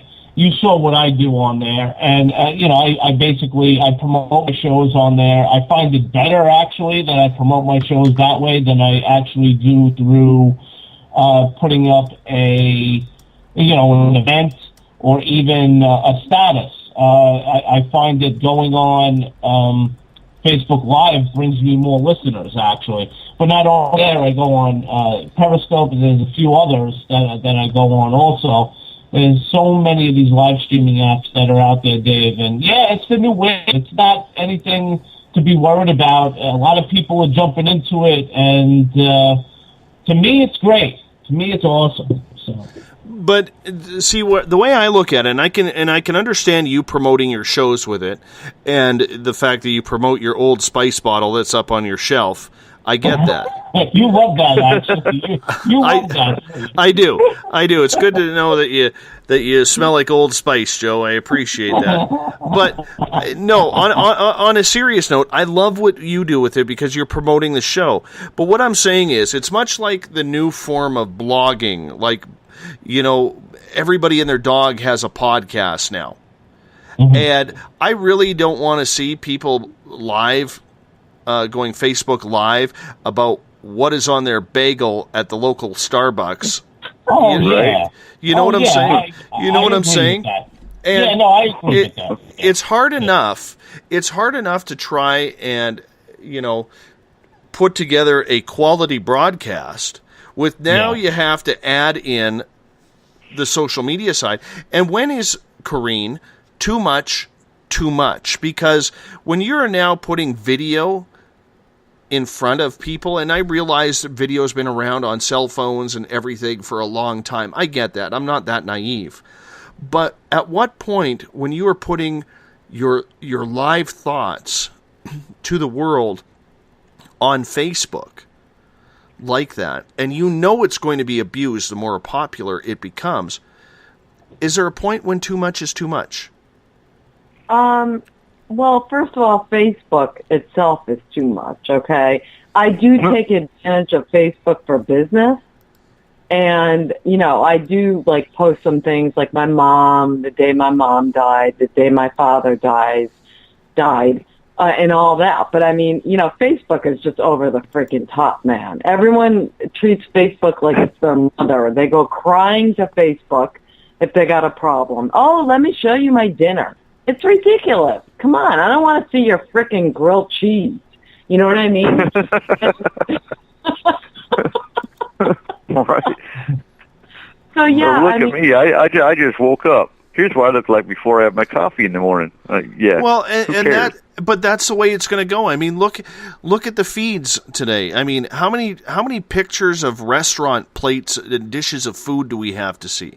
I'm getting fat just looking at Facebook because of all the food that's on there. Right. People do, and that's where too much is. But people do want to see, video. they want to see that. They love that, you know? So, I mean, I don't know, man. You know, I don't like the way society's been going for a long time, so I'm not the one to ask about this, you know? Yeah.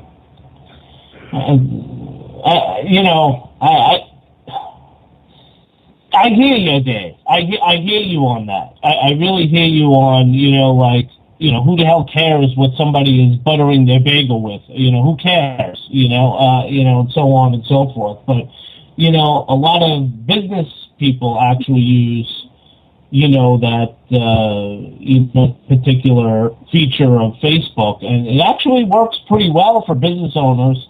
It works really well for me promoting my shows, as you've seen. So, I mean, there is a component, where the business actually, I think, thrives, with live streaming.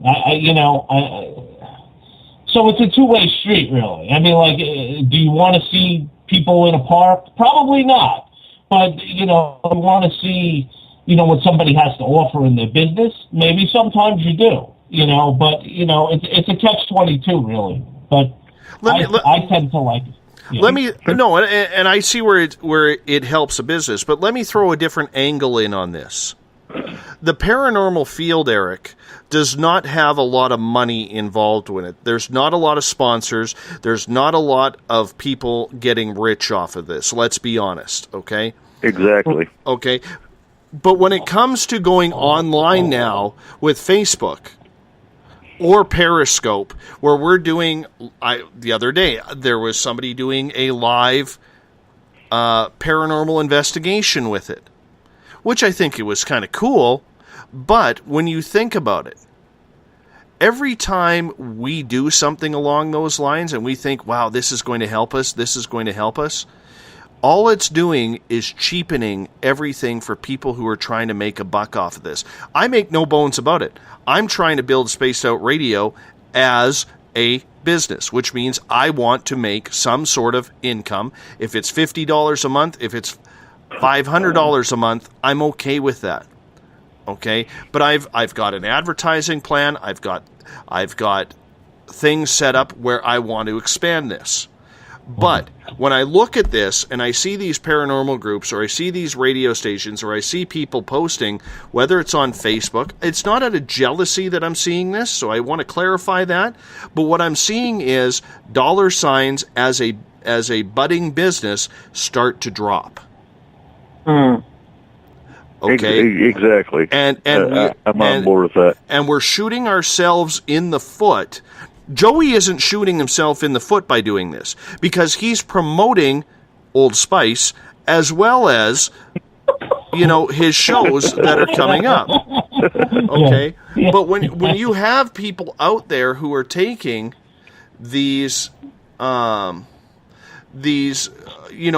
making, live paranormal casts or live radio casts on there, what you're doing is you're taking, once again, the talent out of the pool because people are supporting who they're going to support, okay? And the other thing that you're doing is you're taking potential money out of people who are trying to make a living off of this, or maybe a family vacation a year, or maybe just an extra couple bucks to put in the gas tank. Do you see what I'm saying? Mm-hmm. Exactly. And I see a problem with that. Eric, your opinion? No, I completely agree. You've got a lot of non-professional paranormal groups out there that belittle and ridicule what's going on in the paranormal fields, and they're broadcasting it to everybody. Look at me. It's their 15 minutes of fame. And exactly, they're taking away from the paranormal field, not adding to it.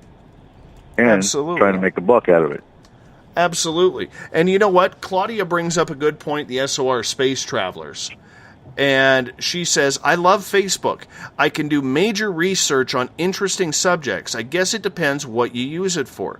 I agree with Claudia. When I do a show like this, I don't go on to Google. I don't go on to Huffington Post or the New York Times or CNN, I actually go into my Facebook groups because I want to see what people are chatting about to bring to a show like this, or maybe a future topic on this program. That's where I do a lot of my research, right? Exactly. But, you know, it's still something along the lines of we're shooting ourselves in this fringe media in the foot from it becoming credible, because I'll give you an example. And I'm going to use a sports analogy. At one point, going back to about 1985, 86, right until about 1992, did you know the Canadian a football player coming out of college could make as much money in the NFL as he would in the Canadian Football League? And the reason why I bring that up is you look at the NFL now, we have multi-million-dollar contracts, $100 million contracts for certain star players. And in the CFL, the Canadian Football League, players are lucky to make $100,000. Mm-hmm. Okay. Why? Because the NFL exploded, the CFL did not. Now, up here in Canada, a lot of people, because of the salary that these players are making, feel the CFL is inferior of a game because of the fact that the players aren't paid much. And if you want to be a star, you got to go to the NFL because the NFL has all the stars. The NFL did that. They've done an incredible job at marketing themselves. The CFL, for as good of a league as it is, had not. They're still trying to live on 1980s terms in year 2016. And that's the exact same way of being in fringe media on an example that I see. Okay? Right. So that's, am I making sense here? Total sense. You know? So when I look at it, and I see people trying to make money off of this, and not just this show, there's other good people out there. I think of the Mallard Report. I think of Dave Schrader. I think of Jimmy Church. I think of other people, even Midnight in the Desert. Whether you love Heather or you've tuned her out, doesn't matter. People are trying to make a living for themselves by doing it the right way, and yet due to social media, because a lot of people don't have budgets, when you add in the Facebook Live, when you add in the Periscope Live, you're taking away potential money earnings from people who are trying to create a business and bring credibility to the field. That is my point. I totally agree. You know? So, oh man, that was a mouthful. Let's hop out for a commercial. We'll come right. Good one, Dave. Yeah, we're hopping out for a commercial. We'll come right back for the final half hour of Spaced Out Radio tonight. Have you ever had an extraterrestrial experience? One you just couldn't explain? Well, maybe I can help. Hello, I am Samantha Mullet. On the second Tuesday of each month, I will join Dave Scott on Spaced Out Radio to bring a human aspect to ET contact. It's something I've lived with my entire life, and I'd love to help you understand. Let's share our experiences. The ET Experience, the second Tuesday of each month, only on Spaced Out Radio. Fairies? Bigfoot? Dogmen? Trolls? Goblins? Hey, if it's cryptid in any way, I'm looking into it. Hi there, this is author Ronald Murphy, also known as Spaced Out Radio's Crypto Guru. Join me every second Wednesday of the month upon Spaced Out Radio with Dave Scott, where we will talk about the stories people call tall tales. I will fill you in on the latest sightings and the hidden histories that are causing quite a stir. You can find everything at spacedoutradio.com. Hi there, this is Jolene with Rivulet Reiki and Readings, and I want you to relax. Let me help you chill out and get in touch with your body, mind, and soul. In this busy world, sometimes we need to let go, and this is where I can help. Visit my website, rivuletrndr.wix.com/rivuletrndr, or my Facebook page, Rivulet R&R, to set up an appointment for relaxation, Reiki, or readings, no matter where you are. It's time for you to make time for you. Would you like to expand your clientele? Have you ever thought of online radio advertising? Check out spacedoutradio.com to get your name out there. Our listeners support those who advertise with us, so why not give it a try? We have the most competitive advertising prices out there. Just click on the advertising tab on spacedoutradio.com and contact us today. Are you an ET experiencer, but you just don't know what's going on? Are you too timid or shy to discuss it with anyone? Maybe I can help. Join me, R. Keith Andrews, the first Friday of every month on Spaced Out Radio, and I will help you to find the answers you're looking for. Together, I will help you understand the off-worlders and the true meanings behind their experiences. All you have to do is join us in the Spaced Out Radio chat room. See you there. Every Saturday and Sunday night, as Dave Scott wanders aimlessly in the wilderness, you can come hang out with me, James Tyson, in Spaced Out Weekend. Starting at 9 p.m. Pacific, midnight Eastern, I'll take you along as we talk with some of the best experts in their fields. SpacedOutRadio.com is the place to find us. So sit down, relax, put your feet up, enjoy the topics like the paranormal, supernatural, intuitiveness, and so much more. Hope to see you there. Hi there, this is your psychic medium Joanna, and I would love it if you would join us every other Sunday on Spaced Out Weekend. With host James Tyson, we'll bring you personal psychic messages on two mediums and a large. Questions about love, life, career changes. We would love it if you would come and join us live. Call in and listen in for the experience. Allow us to open the doors to your other side. Two mediums and a large, heard only on Spaced Out Weekend at spacedoutradio.com. Would you like to become one of our space travelers?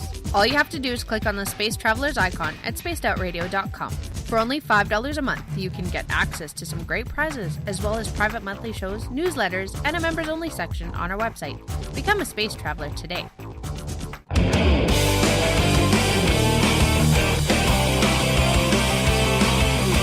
Do you have a topic or a guest that you'd like to hear on Spaced Out Radio?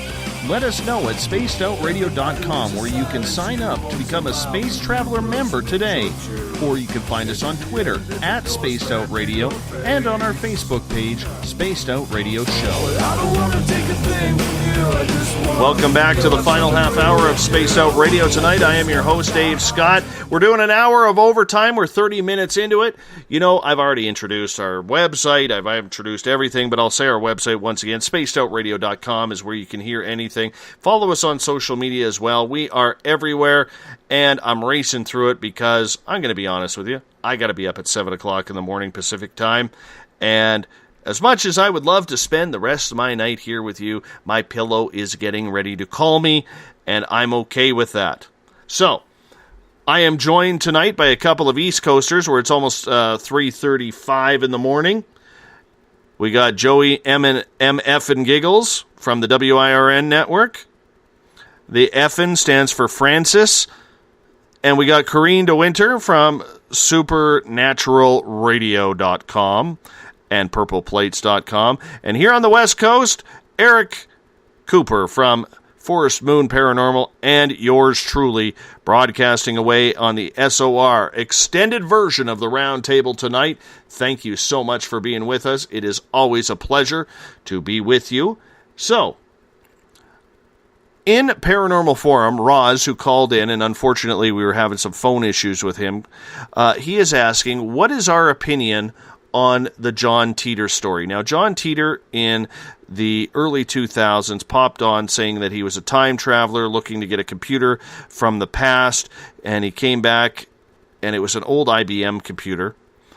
And there's a lot of people who are wondering if this was just one giant hoax or whether this was a true time traveler that came back in time. Eric, let's start with you on this one.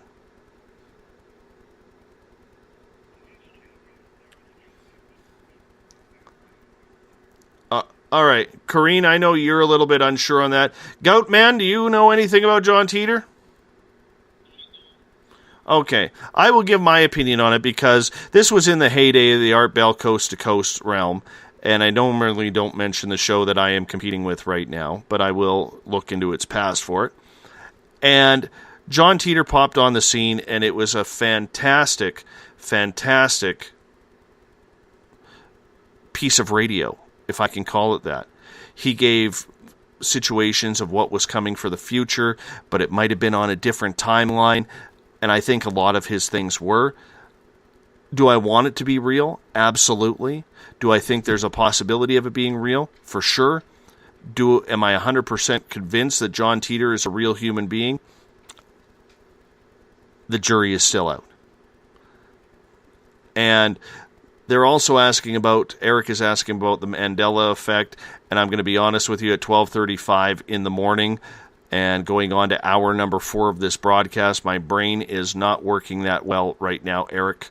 I apologize to you, so I am going to skip that question. I really, really hope that you can understand that, if you don't mind, considering that I've been going since 7 o'clock this morning, or yesterday morning now. So I'm on hour number 18, and I will go with that. Anyhow, Corrine. Hold on, I forgot to turn your mic on. Thanks, Bill. That's my fault. I forgot to turn the mics on. Dave, you know what? I wanted to ask you. Yeah. I love conspiracy theories. I would love more conspiracy shows if you can manage that. I don't know if you're into that. What do you say about that? You know what? I'm glad you asked, because it is, I love conspiracies. Okay, whether it's JFK, whether it's 9/11, whether it's Sandy Hook, whether it's Kurt Cobain, whether it's the Paul McCartney really being dead, I love MJ-12. Exactly. You know, why did they take fighting out of NHL 97 on EA Sports? I love the conspiracies. You know, I really do. Here's my thing, and I want you guys to learn about the 18 listeners we have left right now. And I'm kidding by that number, because I do get to see the numbers. Every month, Corey and myself, when we are booking, we try to stay 6-8 weeks booked in advance. Like I can tell you right now, we are in the 4th week of May. We are booked ending May right through June, and we are booked up right now solid until July. Our next opening on this show for a guest is July 14th. We stay at least 6 to 8 weeks booked in advance. And that's the way we like to do it. It makes life a heck of a lot easier. So every month, we absolutely send out approximately anywhere between 100 emails a month. And those emails are usually through their websites that we track down, which takes time, and or on social media, we try and track them down. And out of those 100 emails that we send out, I can count pretty much on one hand the amount of people that I get responses from on this show in regards to wanting to be on the show from conspiracies or paranormal groups. And it's disappointing, because I'm glad you brought up this question, because earlier this week I actually got in a heated discussion with someone in one of the Facebook groups when I was promoting the show, and he said, my complaint with Spaced Out Radio is it's always UFOs. It's always UFOs, or it's always spiritual. And here's my point on that. I don't want it to be. I really don't. Now, in June, it gets a little bit hectic, because the Alien Cosmic Expo in Brantford, Ontario, they're advertising us. We're bringing on a bunch of UFO guests next month, so there will be more of a UFO feel to the show and extraterrestrial feel to the show next month. But I love talking paranormal, and I dig conspiracies. And we've had some of the biggest conspiracy theorists on this show. We've had people on from 9/11 Truth. We've had people on from like James Fetzer, who talks about the Boston bombings and Sandy Hook. We've had people on like John Kiriakou, who got busted and spent time in jail for outing what was happening with torture at Guantanamo Bay. We've had those guys on the show, and I love it. But give me an example, Corrine. I've sent 5 emails out to 5 different, well, more than 5, but to 5 different authors about Kurt Cobain, because I want to get into that topic, and I know that's a topic very close to your heart. Yeah. Okay? Because you were a big fan, and there's a lot of Nirvana fans out there who still believe that he was murdered. Who the murderer is, we don't know. We can suspect, but we don't know. Okay? If he was murdered.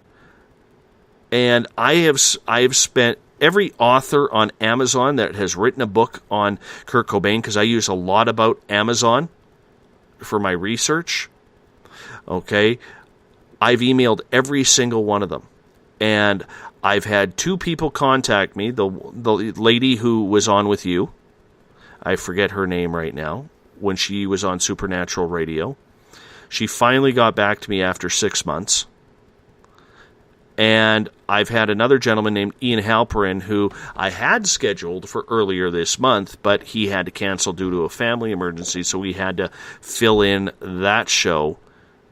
And, things happen. But I would love to do more conspiracies, especially I think there's more of a niche for them right now because there is so much, well, let's face it, let's take the presidential election. There were a lot of people, blind to the fact that the voting process was rigged. We've seen that in the Democratic National Convention with the superdelegates that Hillary is having to use in order to beat Bernie Sanders, even though the public wants Bernie Sanders as their representative. Okay? Right. We've seen the UFO conspiracy now come out that was not. So there's 2 prime examples right there. People are rife for this. They are.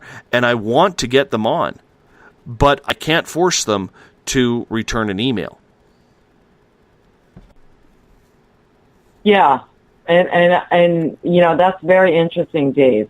You know what I mean? That certain people get back to you, other people don't.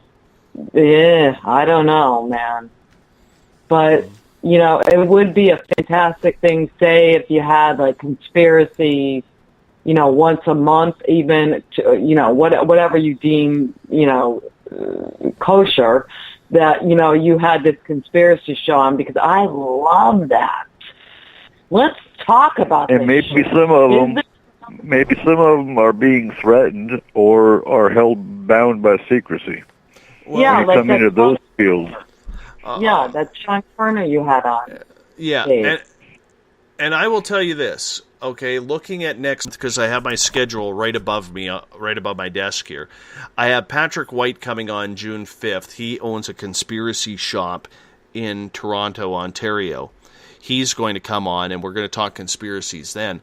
But in July, I've put more focus on it, and I actually have Dr. Layla Ali coming on the show on July 5th, talking about Big Pharma conspiracy, which is a show I've always wanted to do. And I have Bill Grabowski coming on July 7th, talking about the conspiracy behind Men in Black. Okay, so we are pushing for it, right? It's a matter of getting the right people involved, though. You don't want to wear out people like Olaf Phillips, who talks about the secret space program. Or you don't want to keep bugging someone like James Fetzer, who is very knowledgeable on everything from the Beatles to the moon landing to the Boston bombing. Right?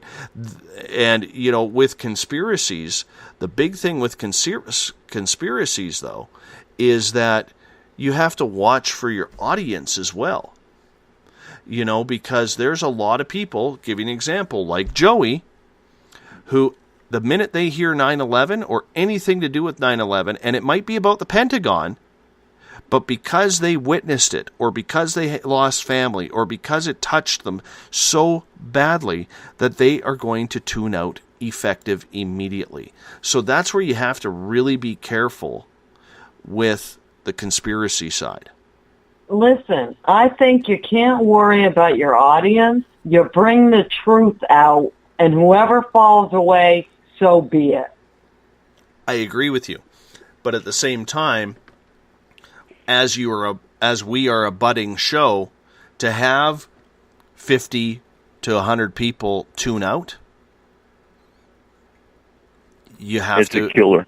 It is. I'm not going to say what we average on a nightly basis live, but I can tell you this, we're not in the thousands. Our downloads are, but live, we're not in the thousands. Right? We're under 1,000 people live. And as you're pushing for listeners and trying to gain that reputation and gain it hard, okay, I'll let something out. I have one guest coming up in July. It's not a conspiracy theory. A guy who is extremely famous in Vegas in the 90s and 2000s, who gave away his millions, sold off all his businesses, because all of a sudden he had a spiritual enlightenment that he needed to just cleanse himself. Right? Mm-hmm. And, MTV, ABC, NBC, CNN, Fox News has been begging him, never mind the Rolling Stone magazine, every tattooed magazine that's out there, High Times, Easy Rider, all these Penthouse, Playboy, everybody wants his story. And he said no. Okay, but he's going to be on this show for 3 hours on July 27th to tell his story about why he walked away from the millions, the sex, the drugs, the rock and roll, the Ferraris, the Lamborghinis, the Maseratis, in order to find spiritual enlightenment. He had it all. He had the life that we all want to live, maybe minus the drugs. Okay? He lived the life that we all say, man, if I could live that life, he lived it. Right? So, right. So you have to be careful with how much you actually throw on that. And my thing is, as I'm trying to build an institution here, okay, we are gaining, and people who will listen to this show will say, oh, there's another small-time radio show online that is, struggling. We're not struggling. We are gaining. I'm going to say that. Every day we are gaining. But we're not gaining 100 or 200 or 1,000 people a week.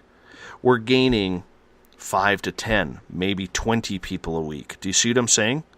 Yeah. So in the end, you really have to bite your fingers, okay, and just say, what do I do that's going to put things on the edge and make people listen, but it isn't going to piss them off? You got to weigh the benefits with the negatives. Exactly. And so when you look at it, and I'm not trying to eat up this whole half hour here by, woe was Dave on Spaced Out Radio. That's not what this is about. And, I don't even know if Joey is breathing right now because I haven't heard him for about 10 minutes. Somebody get a defibrillator over to the Old Spice bottle there. There he is. But as and Lisa makes a good comment here on the SOR or on the Spaced Out Radio chat room on Spreaker. She goes, one brick at a time, a firm foundation. And that's what I'm trying to do. I can't, if I could afford to lose 100 listeners a night, I'm okay with that. But as we're building that foundation, to take 100 listeners out a night really affects what we do. And as we are growing steadily up and trying to build everything, that's the conundrum I am in. I'll tell you one thing where I am disappointed with in this show is I would love to have more paranormal people on. I really would. But you have to be able to tell a story. Like, give you an example. I sent out an email to the Winchester house in San Jose, California. The family of the Winchester gun, the house that kept on being built, it never stopped building. Okay. Yeah. Okay. Yeah. I send a message out for them. I think that's a great topic. Mm-hmm. Okay. They come back to me and say, we'd love to do the show. Not right now, though. We're going into our busy season. We would love to do the show around Halloween. Right? Okay. But and here's the other dilemma on the paranormal. Okay. How many shows, and you're online a lot, you broadcast off of Blog Talk Radio. We used to be there as well. How many shows do we have to hear about Waverly Hills? How many shows? How many shows do we have to hear about some insane asylum or some closed down prison and the evidence that you used and the gear that you used and how many people were with you, and then the debate, do you use a psychic, do you not? What we're trying to do is we're trying to get the stories out, like the Winchester story. I've got a great person coming up from Ottawa, Canada. The Canadian capital is Ottawa, and we're doing stories about Ottawa Paranormal on the hauntings of the Parliament buildings. I think that's a good topic. I want to get a topic for Washington, D.C. as well. I want to get into those topics. But the hard part is, what do you do when paranormal people or the conspiracy people do not return your emails? Mm-hmm. Okay? Right. There's a group of horror actors who have a paranormal group in Hollywood. I've emailed them twice. Not a single return, not even a note, sorry, we're not doing shows. I would prefer one of those emails. Sorry, we're all booked up on our interviews scheduled for the rest of the year. Could you try us in 2017? I'm okay with that because I have a file for those. Right. So you know to get back to them next year. Exactly. But I want to tell stories. I'm not interested in Waverly Hills, as haunted as that place is. I'm not interested in finding out, should we use lasers, should we not? Should we use psychics, should we not? Mm-hmm. I don't want to be a part of that problem. What I want to do is tell stories. Right. Yeah. So that's the debate. Anytime, Dave, anytime you have a guest on that is specific to a location, that's not interesting. I don't give a shit what happens at the whatever in Canada. I don't really care. You know what I mean? So when you're saying like that you don't want to, have these other people on because they're going to be talking about 9/11. Listen, don't. I mean, the thing is, you can't discount anything. Is what I'm trying to tell you. Oh, I agree with you. Fully agree with you. But the one thing I can't control is when people don't return emails. Mm-hmm. Right. Yeah. Right? And that's where the audience comes in, bringing up who they want to hear. Mm-hmm. Absolutely. So, what do you do? Right? Yeah. What do you do? There's nothing I can do, as much as I want to. Joe, do you have that problem with your show, people not returning emails? Yep, same here. Sending out emails like monthly. I usually book monthly.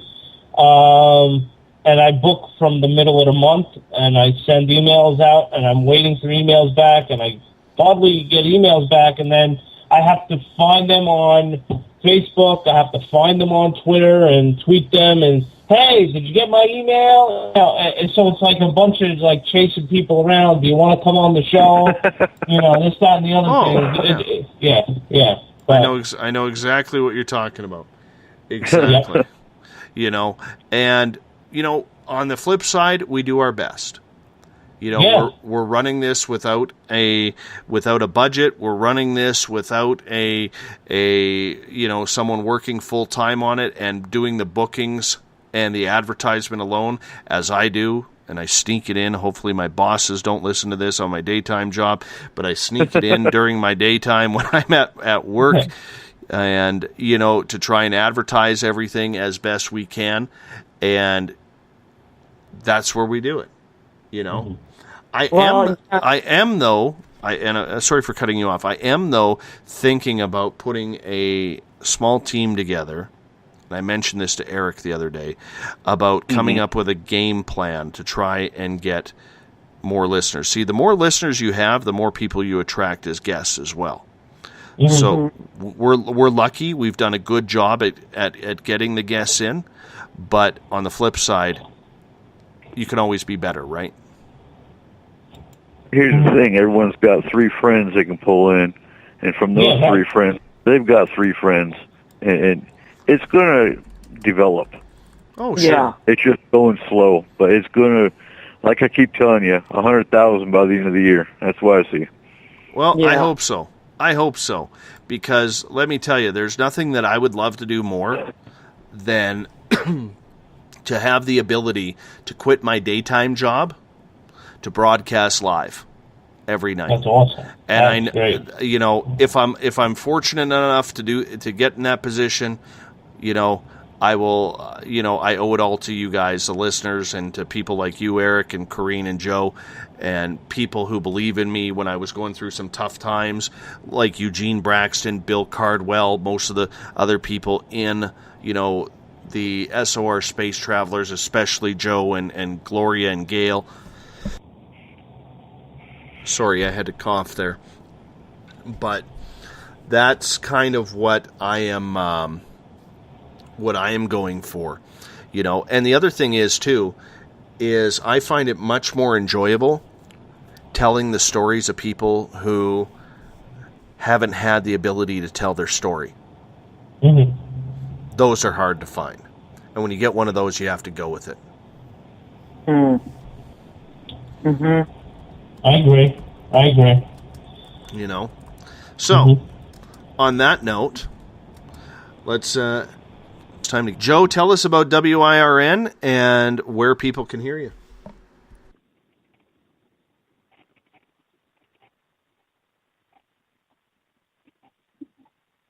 Are you there, Joe? Get the defibrillator out. You can hear Joey on BTR every week. Just look up WIRN Network. You know what? I think we lost Joe on Skype, but now he is back. I'm here. Did you have an Old Spice moment? Yes, I had an Old Spice moment. That's right. Yes. Oh man, it's all over the place, Dave. Oh God help me. Absolutely. All right. So, Joe, tell us about WIRN, where people can hear you. Yeah, sure.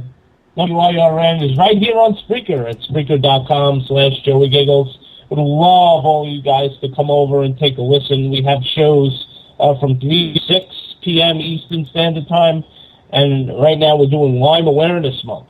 So we're hearing experiences from Lyme patients coming on to talk about their Lyme disease. So, when is Route the Gout?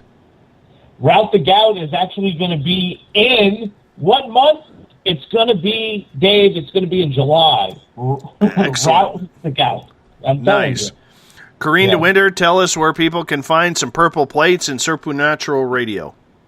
Okay, whoever doesn't have a purple plate should buy one because they're excellent.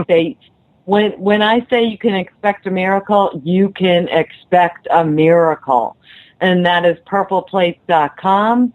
If you want to see my stuff, which you guys are like, whatever. But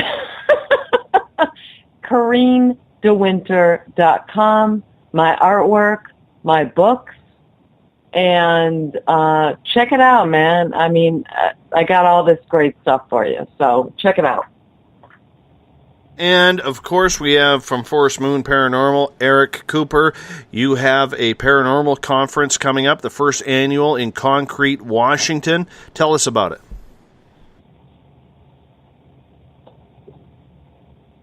Now, where the hell did Eric go? Are you kidding me right now? Oh, he dropped. Eric dropped. Forest Moon Paranormal, October 22nd, 23rd. I will be there as a speaker, as members of the Chronicles of the Unknown team will be there as well. Bill Hauser, who does a live Ghost Box, will be there. Concrete, Washington, once again. You know what? Everybody's dropping. Skype is dropping. You know what it's time for? Let's rock it on out of here. I had a good time, Dave. Thanks, Goat Man. Good you're going to have the Route the Goat month on WIRN coming up in July. I'm holding you to that. Corrine, I love my purple plate. Thank you. And you're the best, next to Leonard Cohen, you're the best poet I've ever read. Wow, thank you. I have no problem saying that publicly. Our music man is Ron Bumblefoot Thal. Go to our website, click on the Bumblefoot banner. Follow him on Twitter. Pick up his album, Little Brother is Watching. Rock it out. He is our music man, taking us in and bringing us home every night on Spaced Out Radio. He is the man, the myth, and the guitar legend wrapped into one.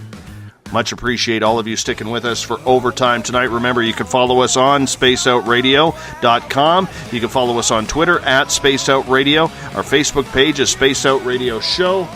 And our website, our YouTube channel is Spaced Out Radio Show. And on Instagram, Dave Scott, SOR. Hey, I'm late. I'm tired. And apparently I speak with my eyes closed. So, we're going to wrap things up here. Appreciate your time. Thank you so much for being with us. Uncle Jimbo, James Tyson, is in the hot seat the next 2 nights, Saturday and Sunday night. Check it out at spacedoutradio.com. Uncle Jimbo will have the SOR Space Travelers room going as well, so we'll make sure of that. I have my bag packed, and I'm heading out into the wilderness. Why? Going to find my Zen. Maybe a Bigfoot. Maybe a good Wi-Fi signal to check out Spaced Out Weekend from a good hollowed cave as well. We'll see how it goes. Feeding off the land this weekend. Much love to all of you for tuning in. Thank you so much if you're listening in on the SHR Media Network, on Paranormal Forum, or on the Spaced Out Radio chat room on Spreaker and on Facebook, Euphoria Chronicles and the SOR Space Travelers. Thank you very much for being with us. We're going to wrap this up. Taking us out, Mr. Ron Bumblefoot Thal. Good night. Make a mistake. We're watching. We watched you